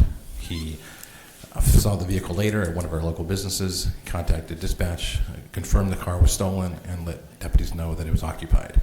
He stood by until deputies arrived, and an arrest was made, and the car was returned to the owner. Because of that, the suspect was caught, and deputies have been able to alleviate a lot of their duties that they would normally spend time on, specifically dealing with vendors and the homeless. Because this partnership with Southwest Patrol has been so positive, staff would like the City Council to consider bringing Southwest Patrol armed guards on for 2 additional nights each week for a total of 40 guard hours per week. This would cost an additional $27,200 to bring an additional guard from November 2nd until June 30th of 2024, or $68,800 for 2 additional guard nights of coverage from September 2nd of this year through June 30th of 2025. Additionally, the operations manager, Mike Gagon, is here from Southwest Patrol. If there's any questions for either him or me, I can answer any questions that you have. Okay, thank you for that report. Any questions of the report? I just have one question. You told us the hours that they're currently working on this extra set of hours that we're talking, that you're requesting. Could those hours be changed at all, or are they only going to be those set hours? Well, the hours we have right now, we specifically chose a Tuesday, Friday, Saturday, because we wanted coverage to spread out, so that the beginning of the week coverage, end of the week coverage, but we wanted weekend specifically. If we were going to go 40 hours, we were thinking of going a Wednesday through Sunday night coverage, so only Monday and Tuesday would not have no guard. But if there's other options that the council would prefer, we can do that as well. 6 p.m. till 2 a.m. seems optimal because that's when staff has already left, so we can have a presence here even though city staff is not here. But the days are flexible. Mayor and Council, I was going Yes. to point out, we've gotten the vendors know where we're gone at 6. Mm-hmm. I don't know how many times I've got a call from a council member at Thursday at 8 o'clock, or the residents, or our email. So we need coverage on Thursday. I was thinking Thursday and Sunday. Yep. What I've noticed with our outreach efforts at night, if they're refusing service, and 99% of them are refusing service, the homeless. So they're not set up and down. I'll talk to homeless. They'll say, "Man, I'm tired because your homeless, your outreach crews kept me up all night moving around." And they're not setting up camp, and if they're not taking services, they can't stay. And 99% of them refuse services from our staff and from Southwest Patrol. So what we're thinking is Thursday through Sunday, because on Sunday they don't get entrenched, and on Monday staff are not overwhelmed after a long weekend. So we're looking at Thursday, Friday, Saturday, Sunday, and I think we're already on Monday. We're already on Tuesday, so we so could either push the guard from Wednesday till Sunday or go Thursday through Monday. Again, whatever the council feels is the most in need. Thursday's definitely busy, Sunday's definitely busy, but we were flexible on the other day. I would keep it staggered the way we have it with the Tuesday. You don't want that 2-day gap. You don't want the 2-day gap because the folks out there get it. We got some of our vendors on Prairie Notice stay far back from our neighbors that get upset. We get emails from them. But it's these other vendors that set up over by El Super. They come in, and they're not too bad. They have vehicles, so we can cite them. And then we can also, if they don't decide to leave, staff or Southwest are supposed to call the sheriffs. We're not supposed to let them sit there, so they need to be the sheriffs need to be contacted and come out. And then that gets to my point about the sheriffs. The sheriffs are so short-handed. These quality of life issues are not, they have a lot of other things going on, and they come in, when the calls come in, I'm talking with the lieutenant and the sergeant, things are ranked by priority and crimes. So they have a list of major crimes, and then those quality of life issues come last. This, if the council decides to go forward with additional services, this will help fill that gap with those quality of life issues that we've all experiencing. And I would say, the council, if you notice a marked difference out there on the streets at night, I've noticed I haven't gotten as many calls about the vendors. They're out there patrolling because we don't have staff at night working those hours. So my question is going to be, Michael, can you tell on the next morning after we have them here, is your time out on the street less than on those days where he hasn't been here the previous nights? Yeah, in fact, it's been a noticeable difference all days because the homeless are getting contacted overnight, and we're not seeing them in the morning. So Jose's been a a big help to both city staff, but also to the sheriff's department, because as Sean said, some of these quality of life issues are secondary priorities, as Mr. Wolf was saying, in fact, with the squatters.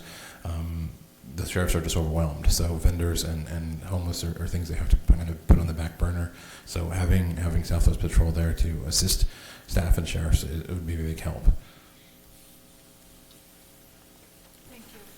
Thank you. Yes, ma'am. Are they just set for patrolling the main streets, or are they allowed to go into 161st Street where we have all the transients, I guess, going into that empty house? Is that something we could tell them to visit? I can speak to Mike on that. I don't, for safety issues, because we only have a single guard. I don't know if that would be.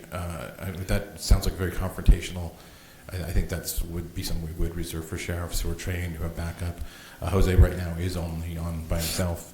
If he needs backup, he has to call the sheriffs, basically. So sending him into a property is not really what we wanted them to do.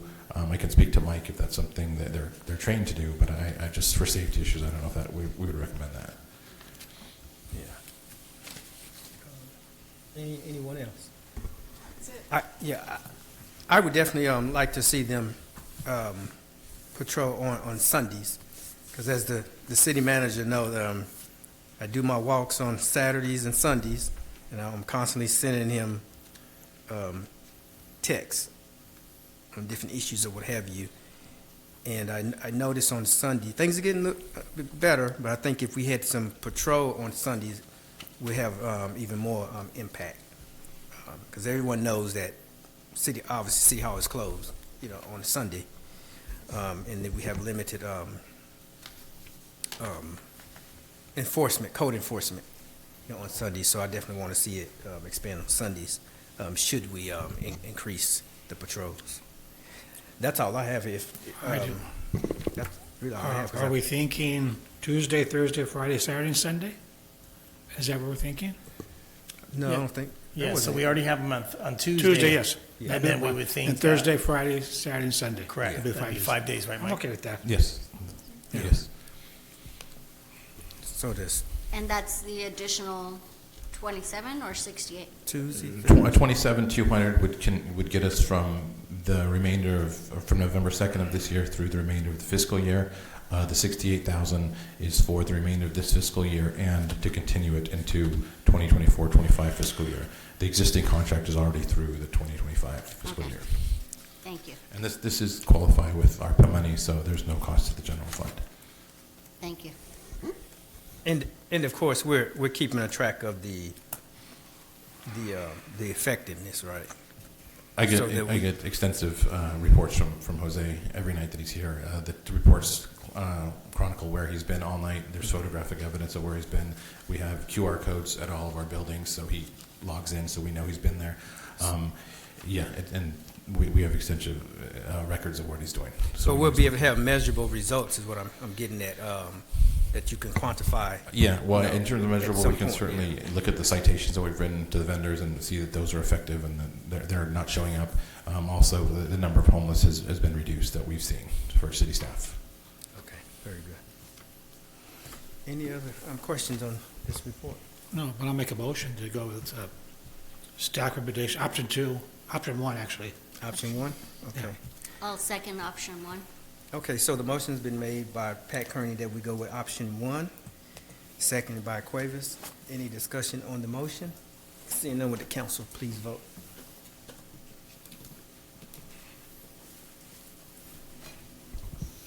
For item number 7, the motion passes unanimously. Thank you, Madam City Clerk. Okay, give me a second here. Let's see, we did 7. Okay, item 8. Consider introduction and the first reading of an ordinance amending certain sections of Lawndale Municipal Code regarding city council compensations. Let's have the staff report. Good evening, Honorable Mayor and City Council. This item is a continuation from the September 18th regular City Council meeting regarding an opportunity for City Council to consider an ordinance to to increase the city council compensation in compliance with Senate Bill 329. During the September 18th city council meeting, council requested staff to bring back an ordinance for council's consideration, as well as to complete a compensation survey, which is attached to this report for your review and consideration. Staff surveyed the 12 comparable cities that was used during the citywide classification and compensation survey, and included surrounding cities such as El Segundo, Gardena, Hawthorne, and Manhattan Beach. Comparator agencies with a population of 35,000 or less receive a compensation range from as low as $0 per month to a highest of $900 per month. The current compensation for Lawndale City Council is $450 per month. Considering the change of law, SB 329 will allow City Council to approve the compensation based on the population of the city, which is 30,800, to $950 per month or $11,400 per year. If desired, City Council could also choose to increase the City Council compensation to a lower amount, which would be $810 per month or $9,720 per year. This would be taking the 5% of the annual cost of increase since 2008, if you decide that you would like to do that. Please note that any increase that would take place or in effect will not go into effect until the general election next year, which would be in November of 2024. Any changes in the compensation will need to be budgeted using the general fund dollars during the fiscal year 2024-2025 budget process. Staff respectfully recommends that City Council review and discuss this report regarding Senate Bill 329 and City Council compensation, introduced for first reading by title only and waive further reading of Ordinance 1204-23, amending Section 2.04.040 of Title II of the Lawndale Municipal Code regarding the City Council compensation in compliance with Senate Bill 329 to be effective after the November 24th election, or provide further direction to the city manager, if any. This concludes staff's report, and we're available to answer any questions you may have. Just this one real question real quick. Am I reading the, on page 1, the ordinance number 120423? Is that the proposed ordinance, or this is a sample of the last ordinance? The ordinance that's attached is the sample of the proposed ordinance. I'm just, okay, because I'm reading this and just want to make sure I'm clear. I'm reading, where was that? Pursuant to ordinance, whatever, a monthly salary for a council member. Oh, I see, it was previously adjusted from, okay, I see, was. I didn't see that word was. That's why I wasn't clear, okay. Was previously 350. Okay, I got it. I just want to read something here real quick. Okay, go ahead. Anyone want to make any comments on this? I have no comment. I'll make a statement. I think this council should increase up to $950 per month. That's the max. Because we have anything, if we do anything below that, you cannot recoup later on. And it's been since, I forget, I think Jesus was an altar boy the last time we got a raise. So I'm thinking the $950 a month. Okay. Anyone else want to speak on this item? I'll make a comment. At this time, I'm not in favor of any increase. That's just myself. So I will not be voting for a compensation increase. Anyone else? Any other comments? If not, I'll make a motion to go with the $950 per month. I think it's Okay, so the motion been made that we go with increase to $950 a month. Is there a second? I'll second that. Okay, the motion's been made. The second that we do $950 a month, which is the.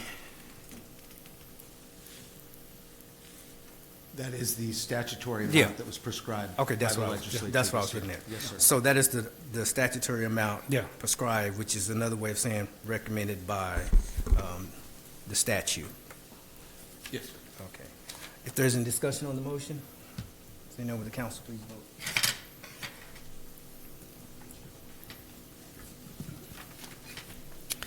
For item number 8, the motion passes with Councilmember Suarez voting no and the rest of the council voting yes. Okay, thank you for that. Okay, the next item on the agenda, let's see. Give me 1 second, sorry, guys. Okay, item 9, notice of completion for the annual street improvement projects. Thank you, Mayor, Council. Good evening again. I'm filling in for Leah on this one. So this is that long-term project that we waited many months. Unfortunately, we finally got it done. The streets look fabulous. The alleys, we went through them. I'm very, 147th, off 147th, I drive by it every day, and I look at it. It's done. It did take too long, but this is the notice of the completion of that project. Therefore, staff recommends approval. We have several recommendations in order to finalize the process.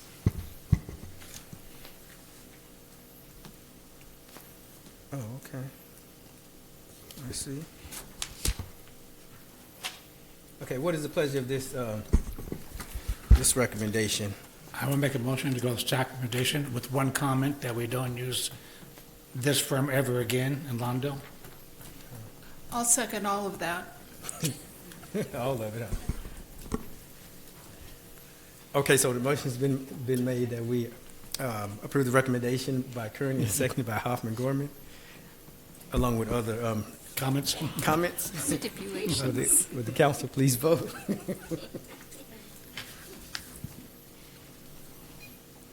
For item number 9, the motion passes unanimously.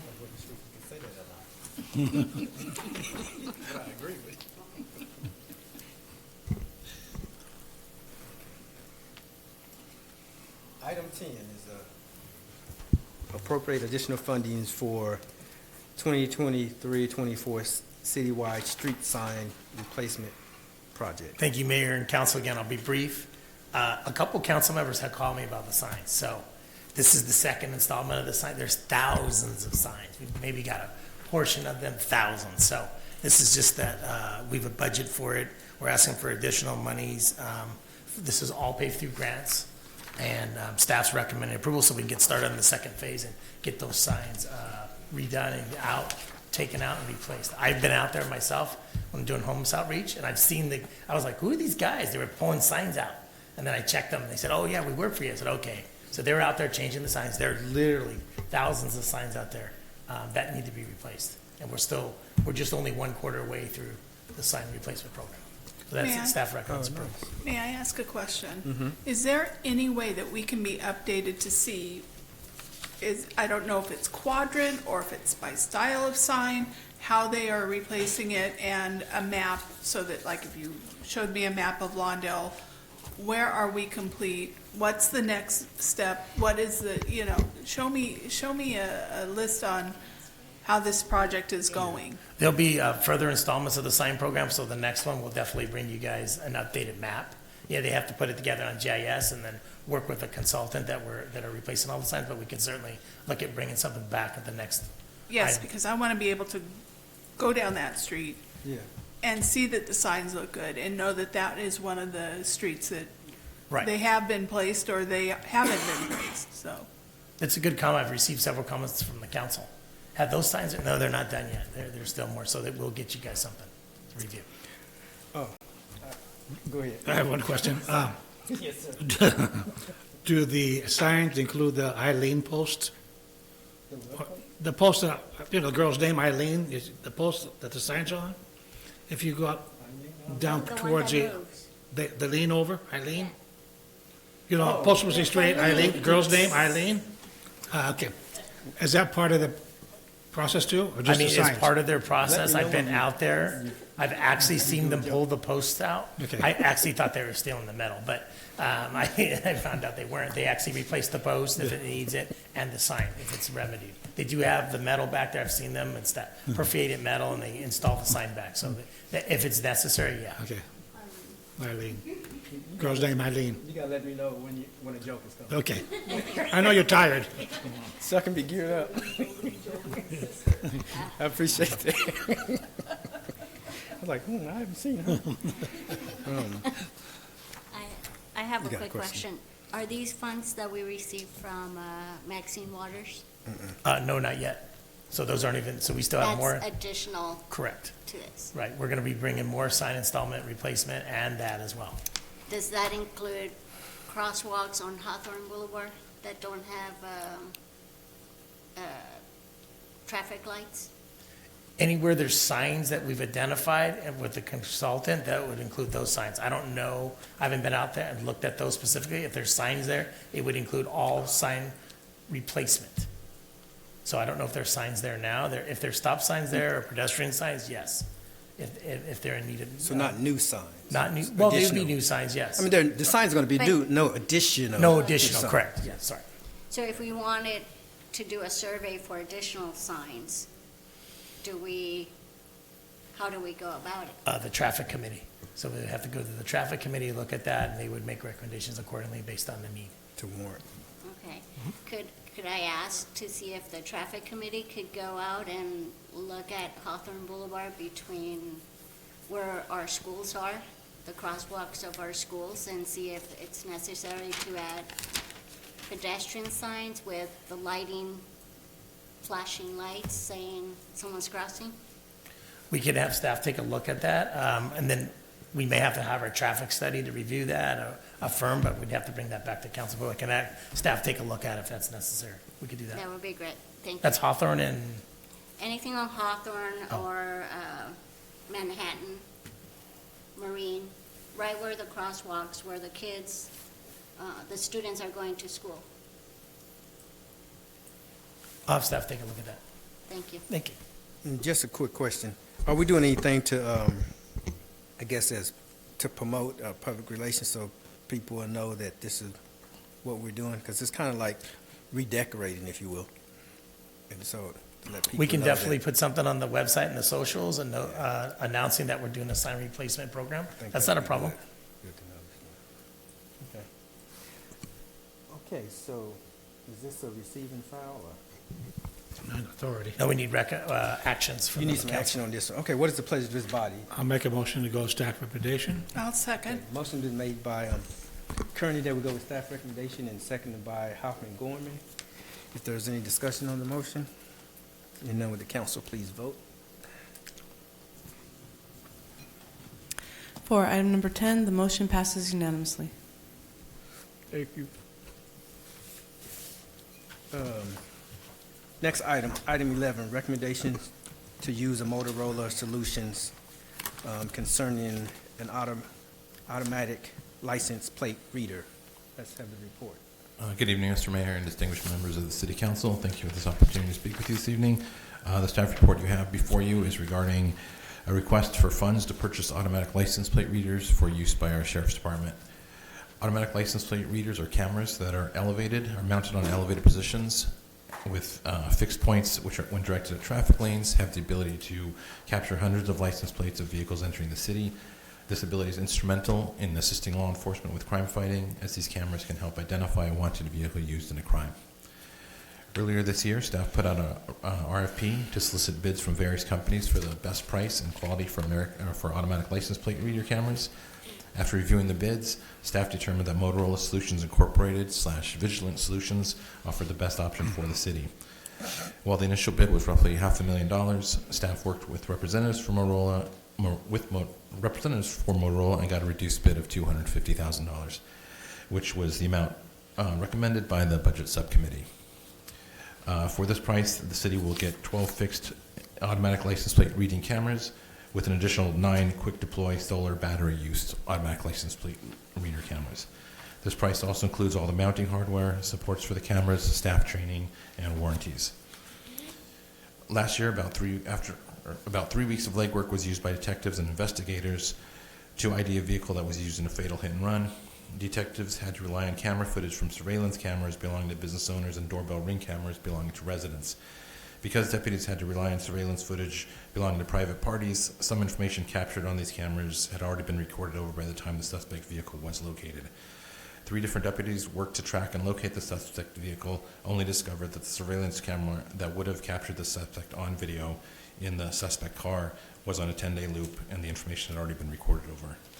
Had the city had automatic license plate readers in place, this would have allowed investigators to locate the suspect vehicle much quicker, and detectives likely would have been able to preserve that valuable evidence, leading to a conviction. At this time, Sergeant Smith and Lieutenant Salgado are here to answer any questions about license plate readers, as they have specific information how it assists the Sheriff's Department.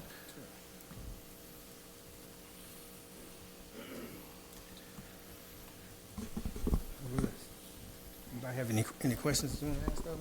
I do. Okay, go ahead.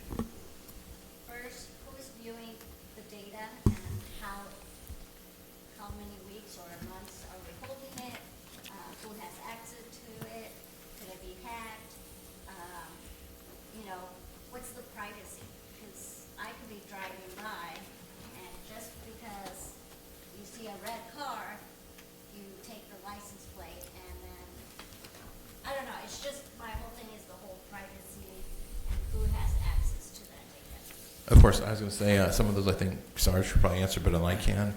In terms of who's going to have access to it, it would only be the Sheriff's Department. We wouldn't have access to it, although you could probably ask LASD if they would let us see things, if there's specific things we need to see, but this will all be handled by Sheriff's Department.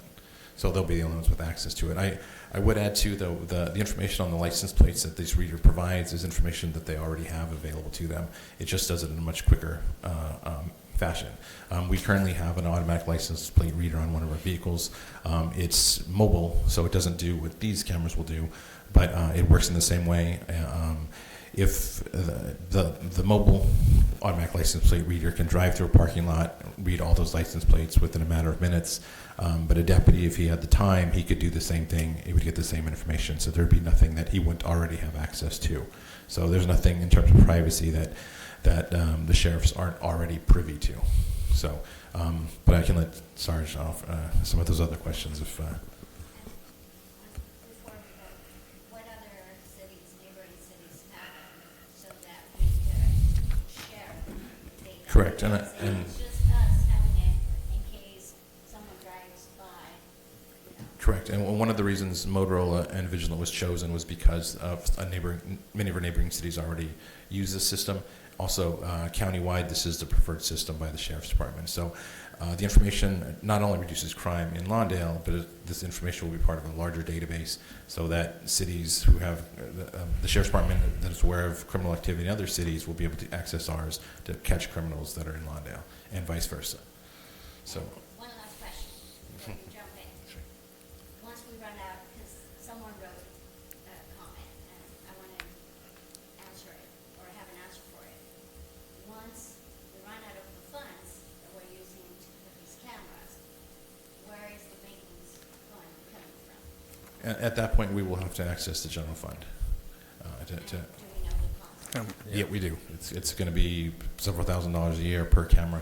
But again, we can always end the program if we don't want it. If it's too costly, we can always end the program or find funding from some other source. But for now, we are able to use the ARPA money to pay for these costs initially. Thank you. Okay. What do you want to share with us? Go ahead. No, go ahead. Okay. Sure. Don't be shy. Well, thank you, Council, for having us up. I would like to share some success stories with the cameras. So the unit, our automated license plate reader camera unit, petitioned countywide for success stories of investigations that have gone well because of the cameras. And I like the fact that a lot of these success stories are not so focused on catching the bad guy, but also exonerating those that we may have, as police may have thought that they were involved, but they weren't. So this is a case from a local agency that neighbors this city.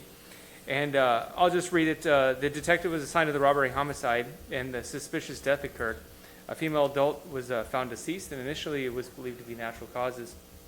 A subsequent investigation and calls from concerned family and friends revealed the history of domestic violence with the deceased boyfriend and concerns that he partly caused her demise. Detectives used the ALPR records, the automated license plate recognition system records, the older ones, because they stand for several years, to corroborate the boyfriend's alibi and assist in clearing him from any involvement in her death. I personally have worked with these systems in a patrol function. I worked at a patrol station where they were set up, and I've worked in a radio car where the calls will come out that a wanted car comes through, a missing person car comes through, because this taps into the missing and unidentified person system as well. So if you report a loved one missing and they're attached to a car, it will pop up that they're missing. Or if there was a car used in a crime that's in neighboring agencies, that they enter into the stolen vehicle system or the countywide warrant system, it'll pop up as well and alert the field units that this is coming into our area to be aware of it. I've also worked on the other side, and I think Mr. Reyes brought up something earlier in his staff report regarding the fatal hit and run that occurred on Inglewood Avenue of August of last year. And specifically, I spoke to the detective today, and in this specific case, the car that was involved was found approximately 20 days after the crime occurred. And that was after one detective and 2 deputies working 16 days, 8 hours a day, tracking this using private security cameras to track this car. And they had found that if they had found it 10 days earlier, they would actually gotten more footage, because there was a private security camera that captured the person exiting the driver's seat of the car. But what I want to say is that had this automated license plate recognition camera system been in place, then maybe there's a chance that we could have got it earlier and got that vital evidence of a person getting out of the car. I don't know if Lieutenant Salgado, if you have anything else to add on it? No, I think it's a great system. I've been around for a while. That the Sheriff's Department has been using it in a patrol capacity that I've worked in, also in a detective capacity. Helped out with gang investigations to capture the license plate of multiple vehicles, and you input that information into the system. You can input a partial license plate of a vehicle color, make and year, model, and different variations, and it gives us all the license plates related to that vehicle. And it helps us solve all the crimes a lot quicker. Also, if your vehicle is stolen, it's going to alert us, and it gives us that, possibility of capturing the person in the vehicle and arresting someone and prosecuting them for it. At some point, they get prosecuted. But then the property is returned to the owner versus that vehicle continues to be stolen or continues out in the streets, and it gets stripped if they want the parts or damaged in some type of vehicle pursuit or something. So it shortens the time of that vehicle being out as stolen, right? And I'm sure there's several other stories that we can share with you with a good purpose of these license plate readers. If there's any questions, we can gladly answer. Yeah, I have a question with regards to, aside from like investigations and all, just on a daily basis, there's a red light, car goes through it, like, do you guys get bogged down by all of that information? Like, how does that get handled? So this is not a license plate reader for purposes of red lights, right? This is just a license plate reader, and every vehicle that goes down, let's say Hawthorne Boulevard, and the camera's capturing them. It's capturing the vehicle, it's storing the image of the license plate, but along with the license plate, it could store the image of the person driving the vehicle, right? So all that information is stored, but we're not going after the red lights. We're not going after, illegal turns. Illegal turns and stuff like that, right? And the only reason we would go for it, let's say we're investigating red lights, who's blowing the red lights, then we can enter our investigation case number, and then that'll give us the reason why we're going into the system, right? Because we're investigating red lights, because we have concerns from the city of Lawndale that all the red lights are being blown at a certain intersection. Investigatively, now we can go in there and find out, okay, well, how are we going to solve this? And now we can look into the system and find out all the people that have been traversing through that for those particular times, and you can get license plates and try to match it with the red lights, right? But that's not what we're going after specifically, right? Did that answer the question? So these are not red light cameras, this is more just for, to find out if there's an accident and it's a hit and run, you could trace it. More for investigative purposes and also for stolen vehicles, right? It gives you an alert. Stolen vehicle, like you mentioned earlier, missing person alert, or even a silver alert, any alert that gets entered into the system that the license plate reader is going to give us a notification for because they was entered into another system that's cross-referencing with each other, right? So that's the type of investigative purposes that's for. How long do they stay in your system? I don't have do you the know? answer for that. Do you know? I believe it was 10 years. 10 years. Okay. I just want to add something about that I may not have been clear.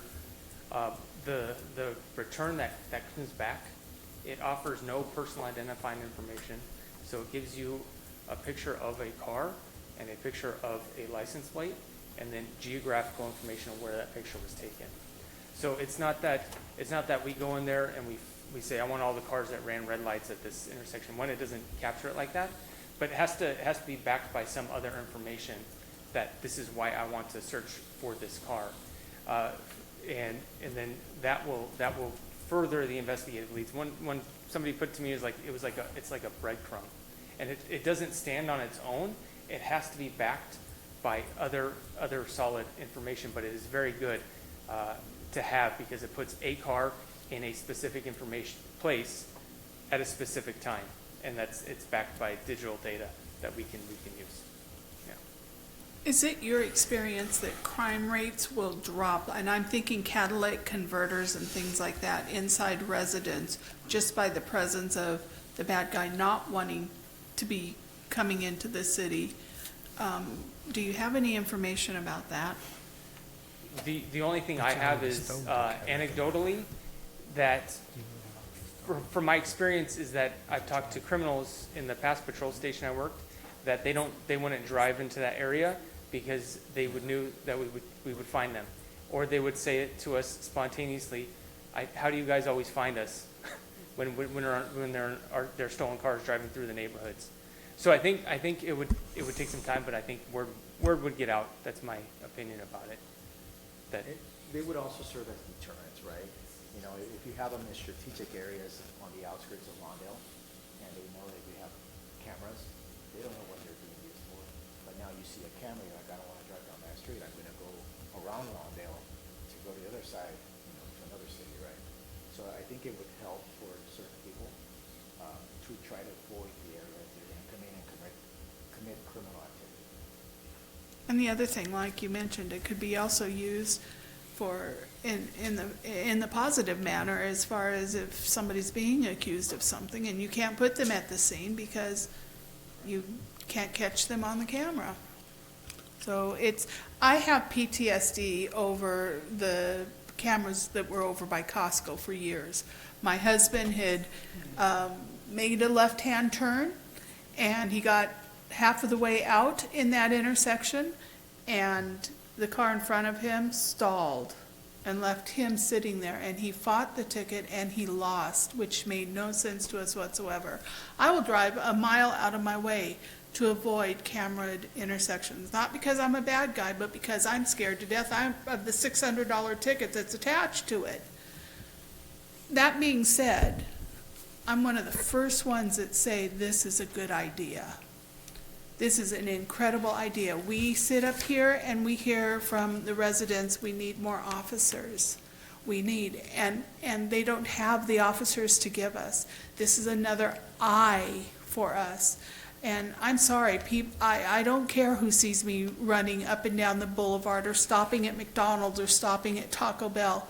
You do it too. So if you catch me on the camera doing it, big deal. I do those things. The case of the hit and run, that one case haunts me. As a mom, it haunts me. There's a mom that sits not too far from here. who hasn't seen justice yet, and her young son, young adult, I should say, is gone. And our officers worked diligently to get that taken to the DA, only be told that we didn't have enough evidence. I firmly believe had these cameras been in place, we would have had the resident, and that mom would at least know that this bad guy is behind bars. I'm all for these cameras. I think they're the best thing that, outside of an officer, that we could have around. And I think it would be good for the city. And I think ARPA funds, knowing that ARPA funds in a year, we have to have a decision made on how to spend the rest. I think that it's the right thing to do is to use that ARPA funding and try this out. Thank you. So, my initial thoughts on this is, I am one of those privacy, civil liberties people, although I'm not rabid, right, I understand. When you're dealing with technology, there's always pros and there's cons. Now, I wish that we had in this discussion, I understand law enforcement, I understand the benefits of law enforcement and all the things you enumerated, Sergeant, I get that, I agree with it. But what I would also like to hear is from the quote-unquote other side, the other side of technology. A lot of times we may adopt a policy or what have you because we're narrowly focused on the benefits and how this is going to be the best thing since, whatever, and not really analyzing the unintended consequences, or at least being aware of them, and then making a decision after we fully are aware of them. Everyone knows with technology there's pros and cons.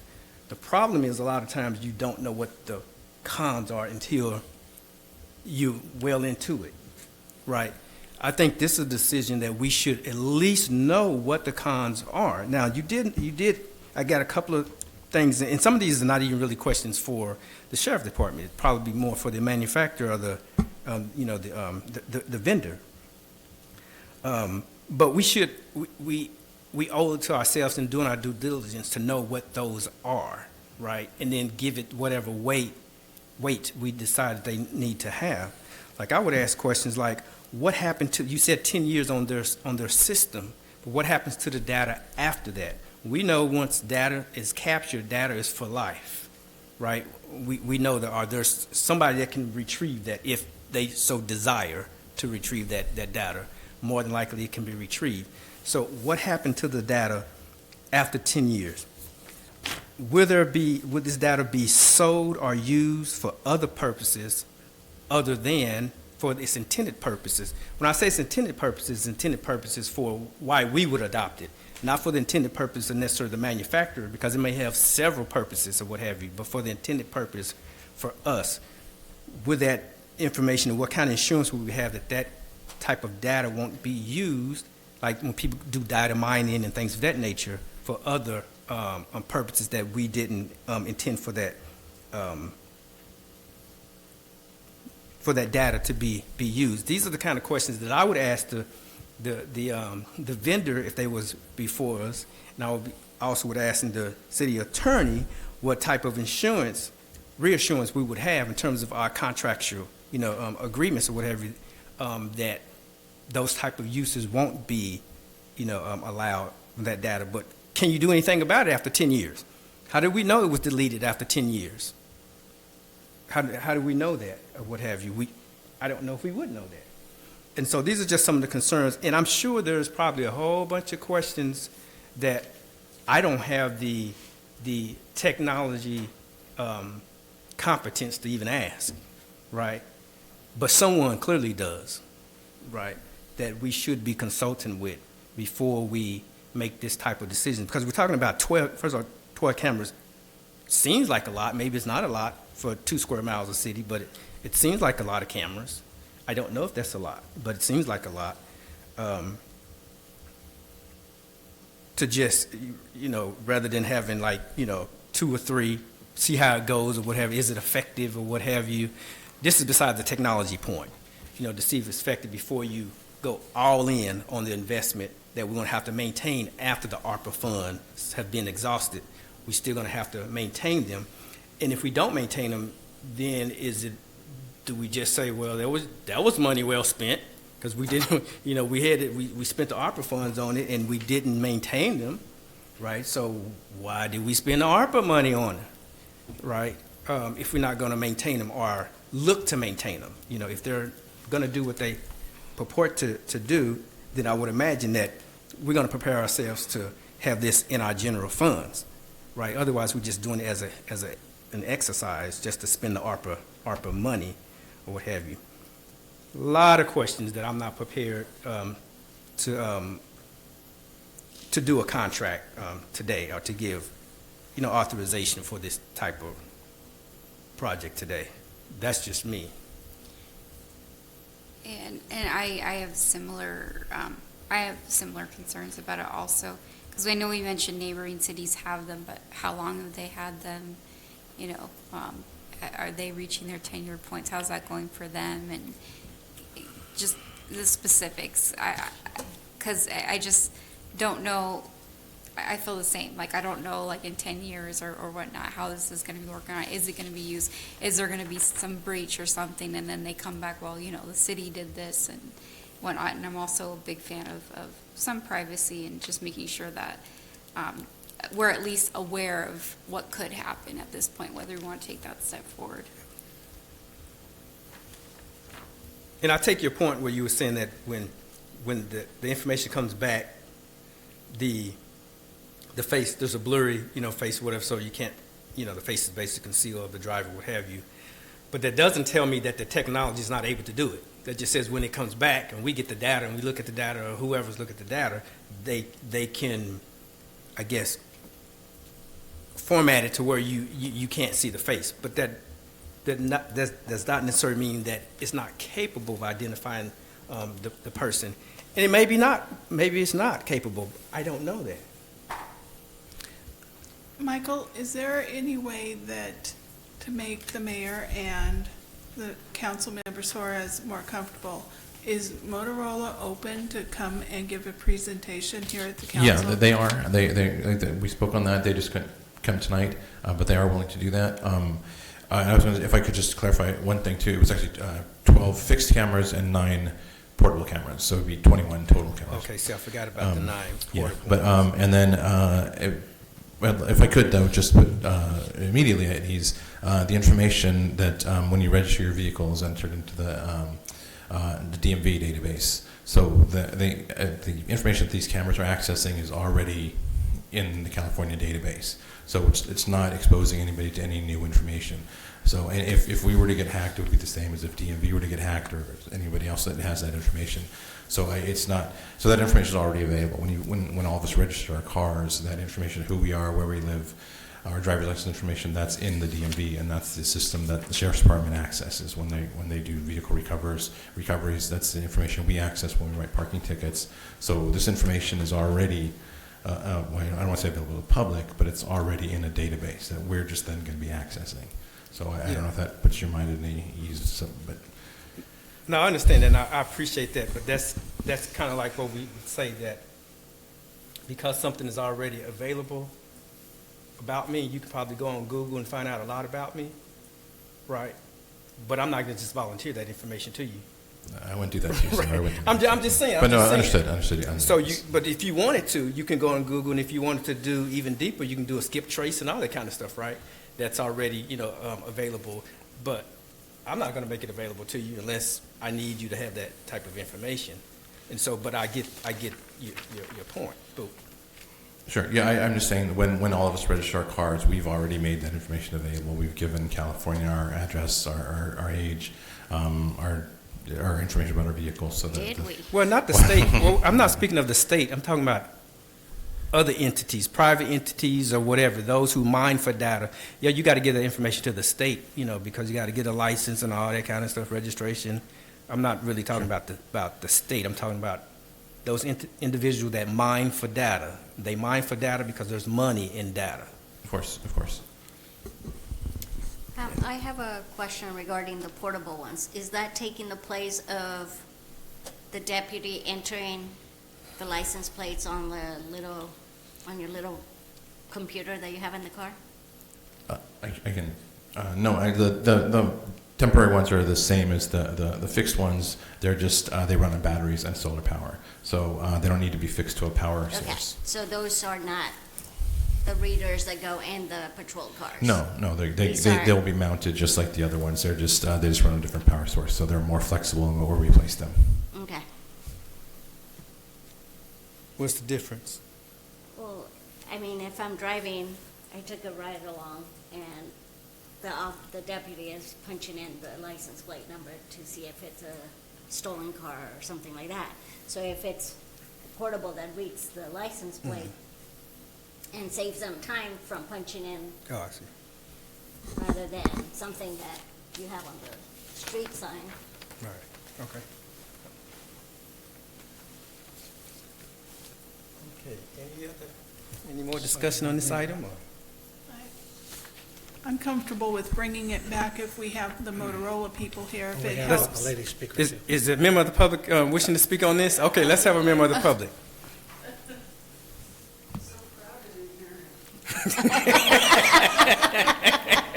You're not supposed to give away trade secrets, right? Been waiting all night for this. Anyway, That is funny, though. Go I ahead. did my research too, and I've called around to certain cities. This is very important to me, I feel. Lawndale is in the middle of, all these surrounding cities, and they all have them. And they have the one that we have, or you guys have, ours up for, choice. And we're the only city that doesn't have it. Lameda Sheriff's has it.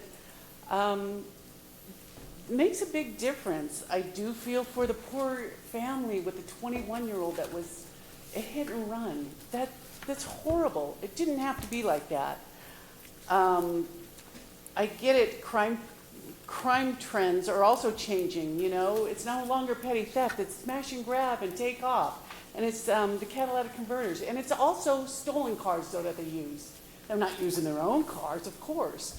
So, and it's a lot of the Kias and Hyundais because, of course, technology, like you are saying, they go on this TikTok or whatever and get the key fobs and they know how to work it. I've had a car stolen. It's not fun. Mine went over the border. I was able to get it back, thank God. And this was years ago. This is a 1982 or something Toyota. Remember when they were able to open the locks with the pencils, the erasers? I had that until I got a plate in that. It's not fun. It is for wanted vehicles and crimes and stuff. I know there's grants. I know there's lots of other options to do. When you talk about your rights, or you don't want people, privacy and whatever, I could care less. You could see my plate all day long. I don't care. You guys, you all do this social media crap, and that stays out there forever too. And then what do you do? You young people today, it comes back and haunts you when you want a decent job because you've done stuff in the past. I'm not worried about that. You could read my license plate anytime. I appreciate these cameras, actually. I agree with the sheriffs. They've done way more than, not worried about my registration. I pay. I follow the law. I'm not scared. It's not a red light ticket. It's not a speed ticket, a speeding camera.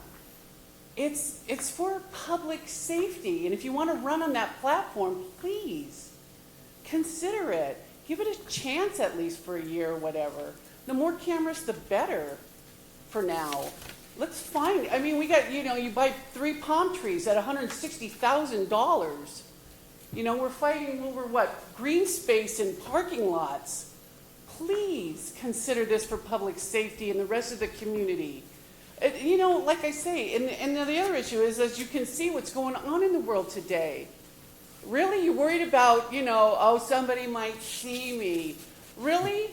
Because things are really getting worse out there in today's world, unfortunately.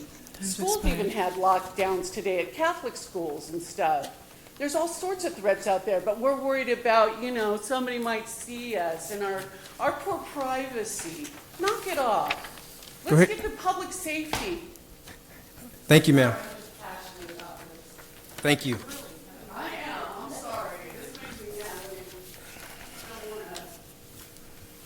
Okay, any more discussion on this item? Hold on, let me find it again.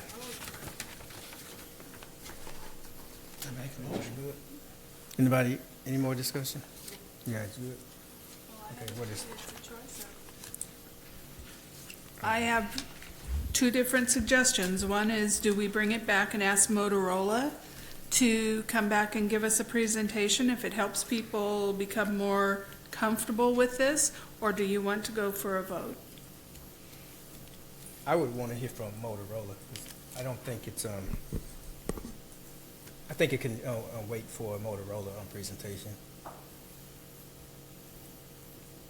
You would think that something like this, we would at least hear from the vendor. But then how long would it take for Motorola to show up? Well, I would hope they would show up at the It's a pretty big contract. They should. the next. Yeah, I could set a date. They were willing to come, they just couldn't come tonight, so. Yeah. Yeah. I would be okay with that if we put them on the next available agenda, or the next agenda where it makes sense to do so. Okay, Mayor, Council, we can do I would be okay that. with that. I say if they don't come to the next meeting, we vote on it. All right, Yeah. I'm ready to That's vote fine. tonight, but I understand that two of them might need more information, Yeah. and so I'm absolutely willing to wait till the next meeting if we have to. Okay. Well, if we have a consensus, we can wait to the to invite Motorola to the meeting. Yeah, Mayor, we can, you guys can continue it to the next agendized council meeting, and we can have Motorola here to answer all these questions and be ready to provide a PowerPoint and submit more information to you. But I just want to make sure that if they're not here, we vote on this. It'll be on the agenda either way. Correct. So we Yes, can't. So whether- we'll be making a recommendation for, Yeah. again, but we'll have all these questions answered, hopefully to your satisfaction. Okay. Okay. Without any objection, we'll do that. Okay. Okay. So that would be the order. Thank you for that presentation, gentlemen. Let's see. Okay, that's item 11. City manager's report. Let's have it. Thank you, Mayor, council members. I have a list. Actually, no, I don't. We were out there at Mr. Gould's this morning. I've been coordinating with Metro. You know, you're getting the emails. We're trying to, we're talking to Metro and whatnot. So we're trying to, get this thing resolved out there with the grave sites and then now the right-of-way issues that all of a sudden have come up with the pipeline. We'll be out there tomorrow. I guess I'll find out from Mr. Gould what's next in this process. My understanding from Metro and the information we provided, they plan on bringing the equipment in and probably start their dig or what's needed out there. So I'll keep you apprised of all that. It was good to see the mayor, Councilman Kearney, Pat Kearney there. So, and there was quite a number of residents there. I was surprised at 7 in the morning. So we'll have to see how this all plays out. The second thing I'll bring up, we're working, numerous council members have contacted me and residents with Republic. So we are addressing that. As I mentioned, we're working on fines. They do have service issues. They've reminded us that they do have a union contract, so sometimes there's some issues going on there at Republic and their operations. They definitely have been missing routes, and staff are following up with it. So I just want to let you know we are working on that. They are in non-compliance on some of their agreement, and we are working on that stuff. And I'll keep you all informed of what those fines will be for missing large blocks and swaths of areas. That's it. That's true. Thank you. Let's hear from Councilwoman Hoffman-Gordon. Well, to continue along that line, I have had many complaints about the service for Republics. My quadrant seems to be one that just we're missing streets upon streets upon streets. It's making people absolutely crazy because we tell them this is the time that you have for the window to put your trash cans on the curb, and this is the time you have to pick them up. And you get to 5 o'clock the night of pickup, and your cans aren't picked up, and you've got two different kinds of citizens. You have one that leave it out in the street and then will continue to leave it out in the street for the remainder of the week. And then you have the person like my own mother who goes, it's 5 o'clock, regardless of the fact that it wasn't picked up, they're bringing it back on into their property. this is a huge contract that we as a city have with Republic. And I'm to the point of no more excuses, Republic. So my question is, and maybe this is for Greg, is there a way to, number one, get out of a contract if we choose to do so? Number two, can we shop other trash haulers?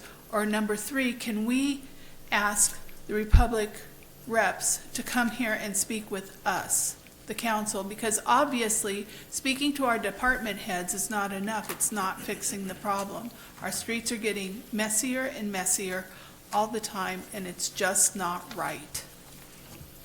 So as to question one, I would need to sit with the city manager, look at the contract and what the termination provisions are. Normally, there's a notice period, and it can be a very long notice period, but we can sit down and look at that.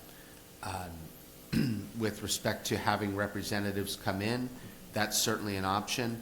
I know that many cities, when dealing with trash haulers, will set up an ad hoc subcommittee to then meet so that that meeting can be held behind closed doors.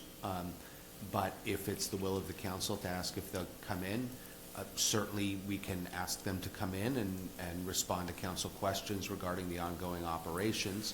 I would only say that it's possible that in a public forum and broadcast you would get less blunt answers than you would get with an ad hoc subcommittee. So that's a policy decision for the five of you to make. I recognize that. But I, myself, and Julian Lee, and the previous city manager, I believe, actually had, it was during the pandemic, we actually went and met with them. The problems that we discussed at the time were supposed to be rectified when the chief of Republic got back from a medical leave. And to this day, we're still having the same problems over and over and over again, and the problems are not rectified. If you can't use the excuse, the truck broke down. Well, then doggone it, as large as our contract is, then you keep an old truck on the property so that when your first truck runs and breaks down, you have a backup plan. And this, I don't believe that they have the backup plan.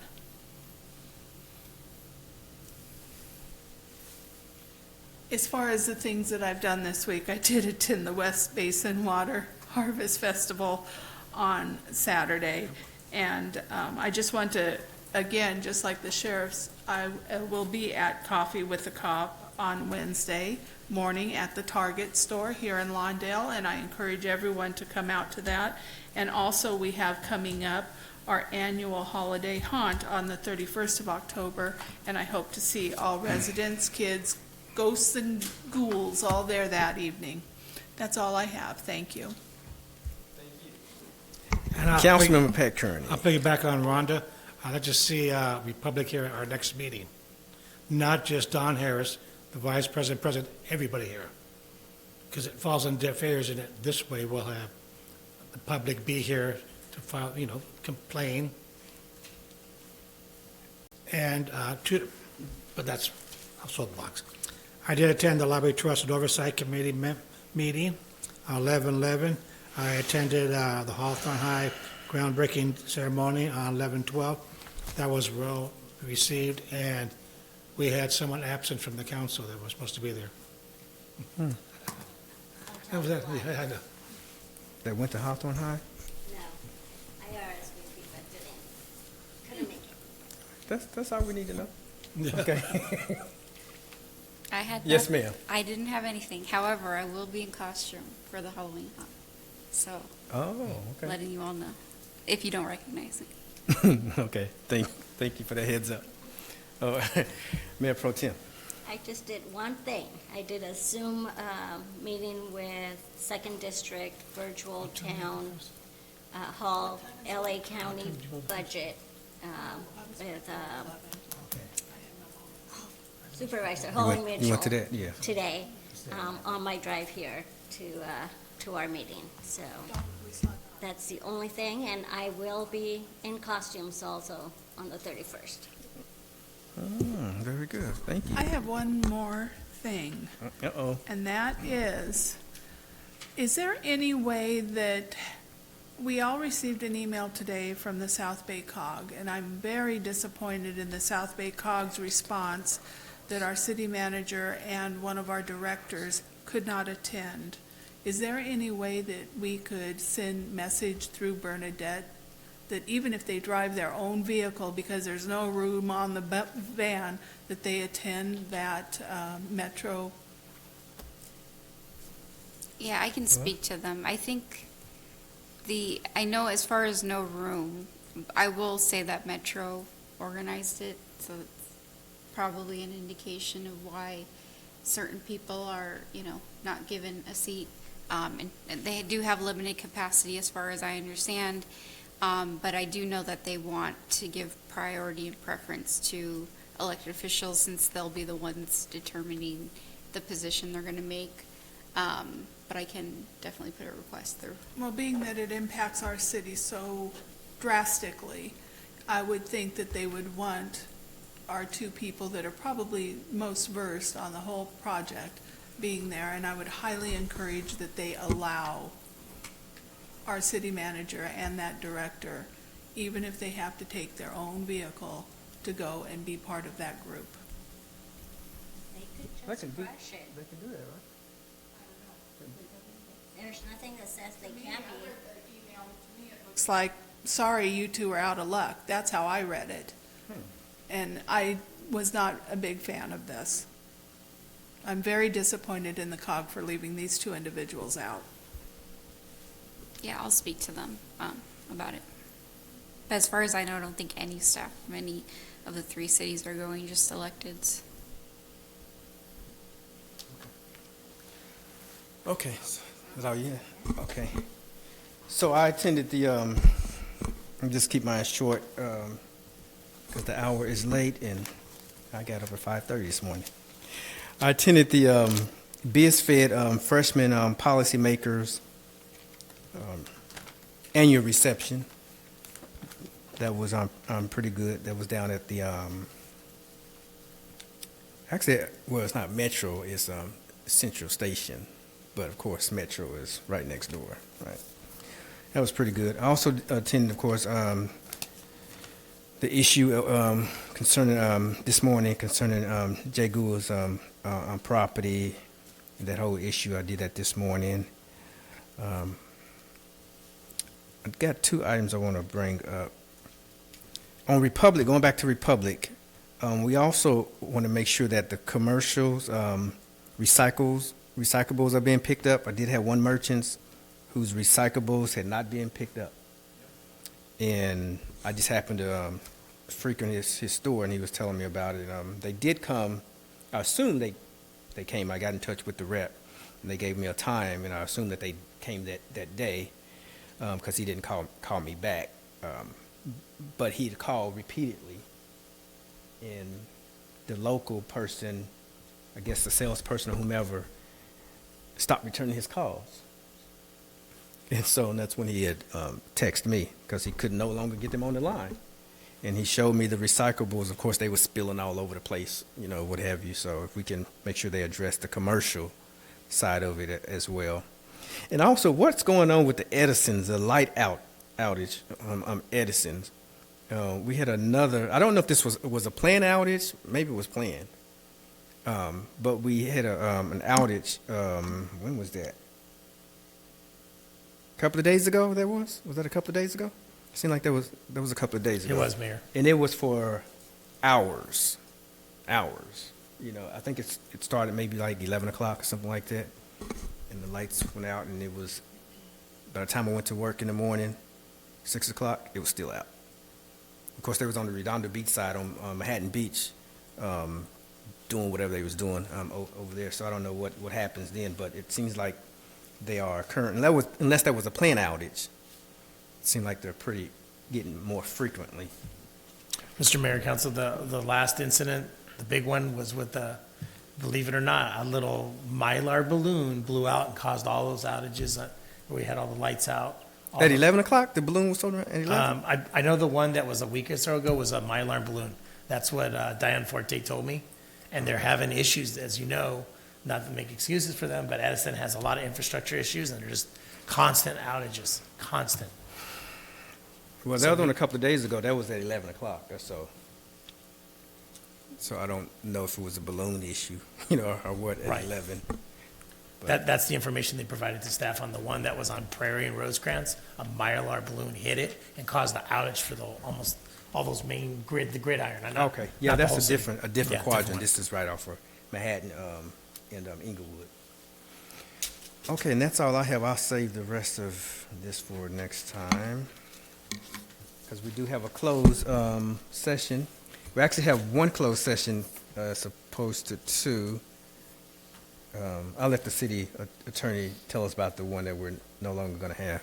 Sure. Thank you, Mayor. We were lined up for three. We were going to have two items of anticipated litigation and one performance evaluation. We will only have one item of anticipated litigation under Government Code 54956.9D4, which is a potential initiation of litigation, and that will, after that, do a performance evaluation of the city manager under Government Code 54957B. Thank you, sir. I am coming for Kate. On the 6th? Yeah, on the 6th. I can't come on the 7th.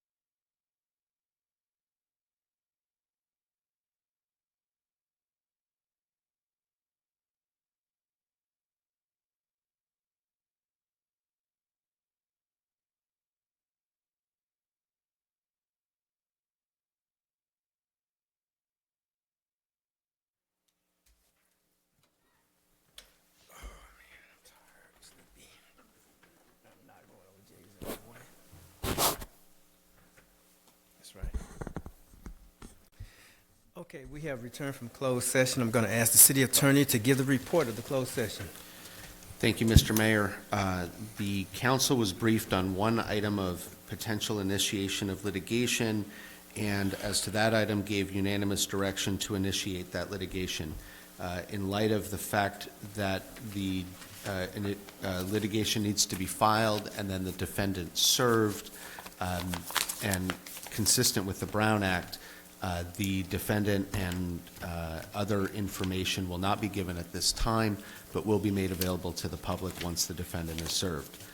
As to item 14, public employee performance evaluation, the council received a briefing, discussed the matter, and gave direction on specific contract amendment terms to bring back for council discussion and potential action at a future meeting.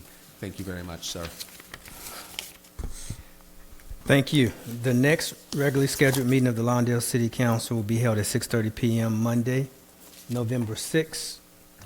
In these council chambers, it's now 10:07. This meeting is adjourned.